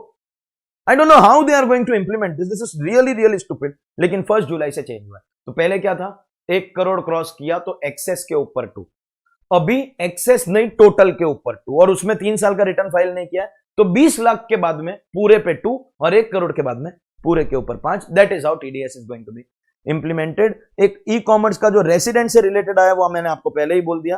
Pair will be e commerce operator, मतलब अगर मैं अपने गुड्स अमेजॉन पे, जो अभी रेसिडेंट में तो उसका एग्जांपल ले सकते हैं ना, अमेजॉन पे, मैं छोड़ दे अमेजॉन का नहीं, मैं अपने लेवल की बात करूं। मेरी बहुत सारी वेबसाइट्स के ऊपर लेक्चर्स लिस्टेड है एंड भगवान की दया से सब जगह से सेल्स है और भगवान की दया से सब जगह से पेमेंट है। That means can I say they are operating the digital और इलेक्ट्रॉनिक फैसिलिटी। चाहे कुछ ऐप बेस्ड मेरे एसोसिएट्स हैं, चाहे कुछ वेबसाइट बेस्ड मेरे एसोसिएट्स है, सबके साथ अलग अलग टर्म्स है। कहीं कहीं पर भी इशू नो टेक्स्ट बुक्स, कहीं पर भी डोंट इशू टेक्स्ट बुक, मतलब हर जगह अलग पॉलिसी है। तो as per policy, policy by policy वो वेरी करता है। अगर आपने डायरेक्टली मेरा फुल कोर्स लिया है तो आपको ये text book, MCQ text book वो सब मिलती है, और अगर आपने किसी पैकेज के अंदर लिया है तो only text book, that also only your soft copy is going to be provided. आपको एमसीक्यू बुक और वो सब नहीं मिलता। सबके साथ मेरे अलग टर्म्स एंड कंडीशन से अलग अलग अग्रीमेंट हुआ है। So most of them are going to pay, most of them, all of them are going to pay me. I am the e-commerce participant. I am selling goods or services which are listed on their website. So वो operator इस participant को pay कर रहा है। 1 अक्टूबर से नया section 1%, और क्योंकि ये सेक्शन ही 1 अक्टूबर से आया है तो पहले ही दिन से 0.75 रहेगा till 31 March. It will B 0.75। उसके बाद में वो हम लोग वापस उसको इंक्रीज, वो बाद में देखेंगे। लेकिन ये तो 14 मई के बाद में आया, तो ये तो पहले दिन से 0.75 रहेगा। ई कॉमर्स वही है जो हमने इक्वलाइजेशन लेवी के अंदर देखा। खाली इतना बोला है कि इंडिविजुअल एचयूएफ है, पैन फर्निश कर दिया, और टोटल अगर अप टू 5 लाख रुपया इन ईयर है तो फिर उसके ऊपर टीडीएस नहीं काटने का। In all other cases TDS will get attracted. Individual HUF, furnish PAN और Aadhaar up to 5 lakh rupees total in year, then no need to deduct TDS. और इस 5 लाख के लिए भी इन्होंने क्लैरिफाई किया दैट सेक्शन अक्टूबर से आएगा, लेकिन 5 लाख की लिमिट अप्रैल से काउंट होगी। मतलब अप्रैल से सितंबर तक अगर 100 करोड़ भी हो गया टीडीएस नहीं आएगा, लेकिन 5 लाख की लिमिट खत्म। फिर अभी 1 अक्टूबर को 1 भी रुपया हुआ तो टीडीएस आएगा। अगर अप्रैल से सितंबर 3 लाख हुआ तो अक्टूबर से 2 लाख पे नहीं आएगा, लेकिन आफ्टर 2 लाख आएगा। Means whatever out of 5 lakh you have utilized earlier वो कम होगा, भले उस पर टीडीएस नहीं है। 100 करोड़ भी होगा no TDS.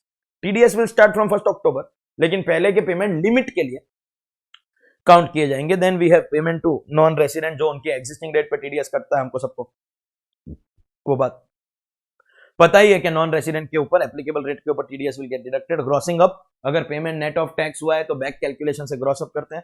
When ever the pay, ये लोग को अगर मिल रहा है तो central government, state government, local authority, RBI, mutual fund, no TDS. ये लोग देंगे तो टीडीएस काटेंगे। Okay, and then these are only read worthy sections. इसके अलावा कुछ जनरल पॉइंट्स आते हैं। टीडीएस काटा हुआ मंथली फ्रीक्वेंसी से डिपॉजिट करना होता है 7th of the next month, लेकिन मार्च के लिए 30th अप्रैल, फिर क्वार्टरली टीडीएस रिटर्न फाइल करना पड़ता है 31st after the quarter, late filing of return 200 rupees per day but maximum to the extent of the TDS amount, और 1 साल से ज्यादा डिले हुआ तो मिनिमम 10,000 मैक्सिमम 1 लाख का पेनल्टी भी लगेगा। Then we have to give TDS certificate to the payee, उसमें भी 100 रुपीज पर डे अगर डिले हुआ, लेकिन 26 एज में आ जाता है तो कोई उसको देता नहीं है, nobody complies with that provision. Then 194 I A and I B में we will have payment cum return within 30 days from the end of the month, हम लोग पेमेंट कम रिटर्न दोनों करेंगे। तो पहला दो ड्यूटी आपने नहीं किया, काटा नहीं या काटा और डिपॉजिट नहीं किया, उसका नॉन कंप्लायंस हुआ तो penalty will B 100% 271C।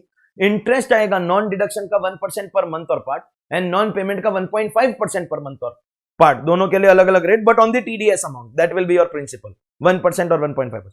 Disallowance कब आएगा? टीडीएस काटा ही नहीं तो डिसअलावेंस, काटा लेकिन डिपॉजिट नहीं किया, then there will be disallowance. Not deducted और deducted but not deposited, there will be disallowance. Deposited up to due date of return filing, वैसे interest will start after 7th of the next month, लेकिन non disallowance will start if not deposited up to due date of return filing. पे अगर resident हुआ तो 30%, non resident हुआ तो 100%, और किसी फ्यूचर ईयर में पे कर दिया तो whatever is disallowed right now will be allowed in the future year. Again payee resident हुआ तो 30%, नॉन रेसिडेंट हुआ तो 100%। These are some general rules and regulations of TDS chapter. And after this ये पूरा का पूरा chart अगर आप देखोगे, सेक्शन लिखा पेयर, पे, nature of payment and rate of TDS, और जिसमें जिसमें रिलैक्सेशन है खाली उसमें लिखा, ज्यादा हॉटस्पॉट नहीं किया।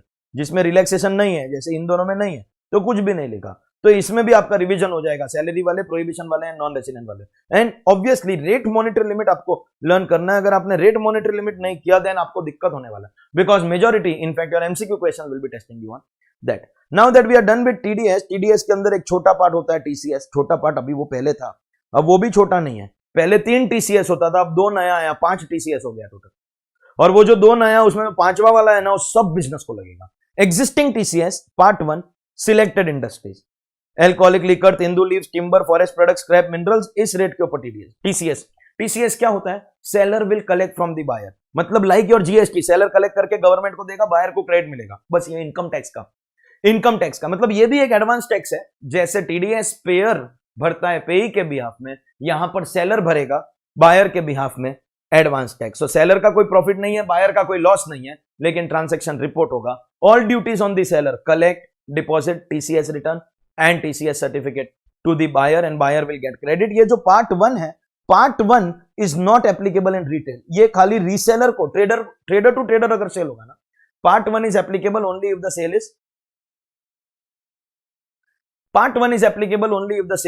ट्रेडर टू ट्रेडर अगर सेल होगा तो एप्लीकेबल होगा, मतलब manufacturer to wholesaler, wholesaler to retailer it will apply, retailer to consumer, अगर आप ये सब जाके खरीदते हो अपने डे टू डे के काम के लिए, जरूरी काम है ये सब भी, तो आपके ऊपर टीसीएस अप्लाई नहीं करेगा, इसलिए जनरली ये देखने को नहीं मिलता है। Selected industries at the time of debit और receipt whichever is earlier, TDS में क्रेडिट और पेमेंट था, मगर यहां पे सेलर को मिल रहा है तो डेबिट और receipt whichever is earlier. कौन कलेक्ट करेगा? सब करेगा except individual HUF, same amendment इधर भी, लास्ट ईयर का turnover more than 1 crore, more than 50 lakh, 44 AB की जगह। एंड किससे कलेक्ट करेगा? इनसे नहीं करने का, central government, state government, public sector company, commission, high commission, embassy, consulate of a foreign country, या रिटेल में नहीं करने का। बोला ना, ये खाली ट्रेडर टू ट्रेडर है, बाकी के जो टीसीएस है उसका रूल अलग है, इसमें खाली ट्रेडर टू ट्रेडर है। ओके, देन सेकेंड पार्ट, ये भी एग्जिस्टिंग पार्ट है। So parking lot, toll plaza, mine quarry, इन तीनों का अगर कोई भी लाइसेंस हुआ तो 2% टीसीएस उसके ऊपर भी लगेगा। पार्ट 3 भी existing rule 2061F, sale of motor car at the time of receipt, so ये विच एवर इज अर्लियर नहीं है, मोर देन 10 लाख का अगर गाड़ी खरीदा तो 1% टीसीएस। बाय द वे, ये जितने भी टीसीएस हम कर रहे हैं, जैसे पार्ट 1 में था और पार्ट 2 में सेल ऑफ लाइसेंसेस था, या पार्ट 3 में, इनमें भी कोविड का एक रिलैक्सेशन आया है, but that I will talk eight the and. Currently without relaxation क्या रेट था उसका? 1%, मतलब अगर आप 10 लाख से ऊपर की गाड़ी खरीद रहे हो तो 1% TCS will get attracted, 1% TCS. और मैंने रिसेंटली खरीदा 10 लाख के ऊपर का गाड़ी, तो मैं भी एक्सपीरियंस आपको बोल देता हूं कि गाड़ी जब हम खरीदते तो एक एक्स शोरूम प्राइस होता है, फिर उसमें आरटीओ चार्जेस, इंश्योरेंस चार्जेस, अगर आप कोई एक्सेसरीज डलवा रहे हो तो वो वाले चार्जेस, ऑन रोड प्राइस अलग होता है। वो लोग एक्स शोरूम प्राइस के ऊपर टीसीएस लगा रहे हैं। एक्स शोरूम प्राइस अगर 10 लाख से ऊपर है then there is going to be TCS of 1% at the time of receipt, irrespective of mode. देखिए वैसे भी 2 लाख या उससे ज्यादा का रिसीट तो कैश में होगा नहीं तो 269 ST लगेगा। It has to be in cheque, TCS will still come at 1%। लेकिन इंडिविजुअल एचयूएफ फिर वही amendment, will collect only if the turnover had exceeded this amount. ये जो लिमिट है ये इंडिविजुअल ट्रांजेक्शन, अगर मैं 8 लाख की 10 गाड़ी खरीदता हूं 80 लाख के ऊपर कोई टीसीएस नहीं आएगा। Irrespective of mode of payment, अगर इंडिविजुअल गाड़ी 10 लाख से ऊपर है उस पे टीसीएस, 2 गाड़ी खरीदा, एक 12 लाख एक 8 लाख, 12 पे आएगा 8 पे नहीं आएगा। और इन लोगों को अगर आपने बेचा वही central government, state government, commission, high commission, there will be no TCS. लेकिन main difference between part 1 and part 3 is that ये सिर्फ और सिर्फ ओनली इन रिटेल आएगा, ओनली इन रिटेल। अगर ये डीलर टू डीलर है, सेल टू डीलर नहीं आएगा। मतलब होंडा ने वो गाड़ी डीलर को बेचा, उस पर टीसीएस नहीं आएगा। जब मैं वो डीलर से खरीद के लेके आया तो मेरे ऊपर टीसीएस लगा ओनली ऑन कंज्यूमर। तो पार्ट 1 था कंज्यूमर छोड़ के बाकी सब पे टीसीएस, और यहां पे क्या है, खाली कंज्यूमर पे टीसीएस, बाकी किसी के ऊपर टीसीएस नहीं। Because here we want to investigate, किसके पास पैसा है 10 लाख का गाड़ी खरीदने का, हमको उसका पंचायत करने का, पंचायत। हाँ। And then 2 new parts have been enacted from 1 October. Authorized dealer जिससे हम फॉरेन करेंसी खरीदते हैं, या अगर किसी से फॉरेन का टूर पैकेज लिया, इनको टीसीएस लेना पड़ेगा। 2 लोगों को यहां पे कवर किया। अगर आपने फॉरेन का टूर पैकेज खरीदा, या अगर आपने किसी डीलर से फॉरेक्स खरीदा, एन ऑथराइज्ड डीलर जो फॉरेन करेंसी रेमिट करने के लिए आप जा रहे हो, उसको रुपीस देके उससे फॉरेक्स ले रहे हो, या अगर आपने ओवरसीज टूर पैकेज किसी से खरीदा, तो ये at the time of debit और receipt whichever is earlier, ये अर्लियर, मतलब पहला वाला अर्लियर था, दूसरा वाला अर्लियर था, मोटर कार वाला रिसीट था, ये वापस अर्लियर। टूर पैकेज में 5%, स्टोरी खत्म, finished, no monetary threshold, 5% flat. मतलब सुनिए, अब अगर आप सिंगापुर जा रहे हो, टिपिकल गुज्जू फैमिली 5 लोग मिलके, समझ लो कि आपका 5 लाख का टूर पैकेज था, तो अब वो 5 लाख नहीं 5,25,000 भरना पड़ेगा। सर कॉस्ट बढ़ गया, नहीं, 25,000 टीसीएस है, बाद में वापस मिलेगा। हमको देखना है किसके पास पैसा है। कोरोना में भी फॉरेन घूमने जा रहे, फॉरेन टूर का पैकेज लिया तो विदाउट एनी मॉनिटरी थ्रेशोल्ड, 1 रुपए का भी टूर, हाइपोथेटिकल 1 रुपए का भी टूर है तो 5% टीसीएस, वो तेरा कॉस्ट इंक्रीज नहीं करेगा, तेरे को वापस मिलेगा। लेकिन कोई और पर्पस के लिए अगर जा रहे, other cases, first 7 lakh no TCS, एक थ्रेशोल्ड दिया, पहला 7 लाख, 7 लाख क्रॉस भी किया तो खाली एक्सेस के ऊपर आएगा। मतलब अगर 8 लाख रुपए का टूर है तो 8 लाख पे 5%, लेकिन 8 लाख किसी और पर्पस के लिए तो खाली 1 लाख पे आएगा, 7 लाख पे नहीं आएगा। फर्स्ट 7 लाख, यहां पे आपको थ्रेशोल्ड मिलेगा, यहां पे आपको नहीं मिलेगा। एंड आफ्टर दैट जो 1 लाख भी बचा, अगर एजुकेशन लोन है तो 0.5%, एंड कोई और केस है तो 5%। Means foreign tour package every rupee 5% TCS, don't worry, वापस मिलेगा, TCS is never a cost. Other cases, अगर हमने फॉरेन करेंसी खरीदा है, पहला 7 लाख कुछ भी नहीं आएगा, 7 के बाद चालू होगा। मतलब अगर 8 लाख है तो 1 लाख पे, एजुकेशन लोन में 0.5%, every other case 5% TCS will get attracted. समझा? इसमें एक क्लैरिफिकेशन दिया है। कई बार क्या होता है, हम डीलर के पास गए, फॉरेन करेंसी लेके आए, फिर टूर का पैसा भरा फॉरेक्स में, तो ये टूर वाला तो ऑलरेडी पूरे पे 5% ले रहा है। इफ सेलर इज कलेक्टिंग तो डीलर को कलेक्ट करने का जरूरत नहीं है, सेलर ने ले लिया तो डीलर को जरूरत नहीं है। अगर टीडीएस कट गया, देखिए बहुत बार यहां पे नॉन रेसिडेंट को पे हो रहा है, नॉन रेसिडेंट को पे करेंगे और हमने टीडीएस ऑलरेडी काट लिया तो ट्रांजैक्शन वैसे भी रिपोर्ट होने लगा। लेकिन मैं आपको पैसा दे रहा हूं, मैं आपका टीडीएस काटो और आप मेरे से टीसीएस लो, और दोनों गवर्नमेंट को भरो, तो टीडीएस अगर है तो TCS will not gate attracted. So tour package every rupee, and other cases में 7 लाख तक नथिंग, एक्सेस पे एजुकेशन लोन 0.5, अदर केसेस में 5% is going to get attracted except these two, and last comes that TCS part 5 जो हर business को apply करेगा। अब तक selected industries थी, चाहे वो एल्कोहलिक लिकर एंड तेंदुल लीव्स वो सब था, या लाइसेंस था, या मोटर कार था, या फॉरेन करेंसी था, गोल्ड बेचने वाला, या सीए की सर्विस देने वाला, या कोई भी ये कोई एजुकेशन, टेक्नोलॉजिकल एजुकेशन बेस्ड जो स्टार्टअप्स है, जो बेसिकली ऐसा बाजार में आ रहे हैं, ए प्रोफेसर लोग लो कितना चाहिए, लो आ जाओ, completely they are buying out professors. सस्ते वालों को महंगे वाले को बाय करने में टाइम लगेगा, बट महंगे वाले are also willing to be sold. By the way, I hope you understood यहां पे किसकी बात हो रही है। तो वो प्रोफेसर्स को मींस यू नो लमसम देके वो लोग उठा रहे हैं, तो ये लोग बड़े बड़े लेवल के ऊपर काम करते हैं। Now understand what is happening. अगर किसी सेलर का लास्ट ईयर का टर्नओवर 10 करोड़ रुपया क्रॉस किया, हमारे गोल्ड जो बिजनेसेस चलते हैं, ट्रेडिशनल फैमिली बिजनेस, 3 बिल होते हैं ना तो 10 करोड़ रुपया क्रॉस हो जाता है। ह्यूज बिल, एक एक बिल करोड़ों रुपए में होता है। और करंट ईयर आपने किसी को 50 लाख से ज्यादा सेल किया, एक्सक्लूडिंग जो ऊपर जो टीसीएस आ गया उसको छोड़ दीजिए, करंट ईयर अगर आपने किसी को 50 लाख से ज्यादा सेल किया, तो एक्सीडिंग ₹50 लाख जो अमाउंट है उस पे 0.1% आपको टीसीएस लेनी। मतलब पहले तो मेरा लास्ट ईयर का टर्नओवर 10 करोड़ क्रॉस करना चाहिए, वो हो गया, I am the definition of seller. Current year किसी को 1 2 5 10 लाख का कुछ भी बेचा, 40 लाख का बेचा, नो नथिंग। अगर किसी को 60 लाख का बेचा तो एक्सीडिंग 50 कितना है, 10 लाख, उसके ऊपर eight the time of receipt, bill में नहीं आएगा, ये ड्यू और रिसीव, ये ड्यू और रिसीव अर्लियर नहीं है, जब पैसा मिलेगा तो 0.1% मुझे बायर से, मतलब 60 लाख अगर है तो 10 लाख का 0.1% I have to collect from the buyer. ये उसके लिए कॉस्ट नहीं है, उसको क्रेडिट मिलेगा बाद में, लेकिन transactions will get reported. So last year का टर्नओवर 10 करोड़ क्रॉस किया और इस साल किसी को 50 लाख से ज्यादा किसी से मिल रहा है, this is obviously party wise, तो जिससे भी आपको एक्सेस मिला वो एक्सेस का 0.1%, ऑब्वियसली एक पार्टी को 60 लाख का बेच दिया तो 10 लाख का 0.1%, अगली बार 1 रुपया भी बेचेगा तो आएगा ना, 1 रुपया भी बेचेगा तो आएगा। फॉलोड। बट यस, अगर टीडीएस कट गया, जैसे वो एजुकेशन टेक्नोलॉजी स्टार्टअप्स वाले प्रोफेसर को ऐसे अंधाधुंध पैसा देके उठा रहे, सस्ते वाले को, महंगे वाले को टाइम लगेगा बाय करने के लिए, सस्ते वालों को उठा लिया, महंगे वाले को जब उठाएंगे तो वो टीडीएस काटेंगे, और टीडीएस काटेंगे तो टीसीएस लेने का जरूरत नहीं। If last year turnover exceeds 10 crore, current year आप किसी से 50 लाख से ज्यादा का सेल्स कर रहे हो किसी को, तो एक्सेस के ऊपर 0.1% TCS has to be collected at the time of receipt and paid to the government. Obviously again central government, state government, इन सब से नहीं लेना है, जो भी ऊपर वाले में कवर हो गया उसमें नहीं लेना है, टीडीएस आता है उसमें नहीं लेना है, एक्सपोर्ट के अंदर नहीं लेना है, एक्सेप्शन इन्होंने यहाँ पे बहुत सारे प्रिस्क्राइब करके दिए हैं। 206CC बोलता है जितने भी टीसीएस के केसेस है इसमें भी पैन फर्निश करना कंपलसरी है। पैन नहीं फर्निश होता है तो टीडीएस मिनिमम 20%, टीसीएस में क्या होएगा, डबल रेट और 5% whichever is higher, double या 5%, मतलब पैन नहीं दिया, पैन दिया तो जो भी ऊपर 0.1%, 5%, 2% जो भी दिया, पैन नहीं दिया जैसे लाइसेंस वाला तो 2 का डबल 4, 4 और 5 विच एवर इज हायर 5%।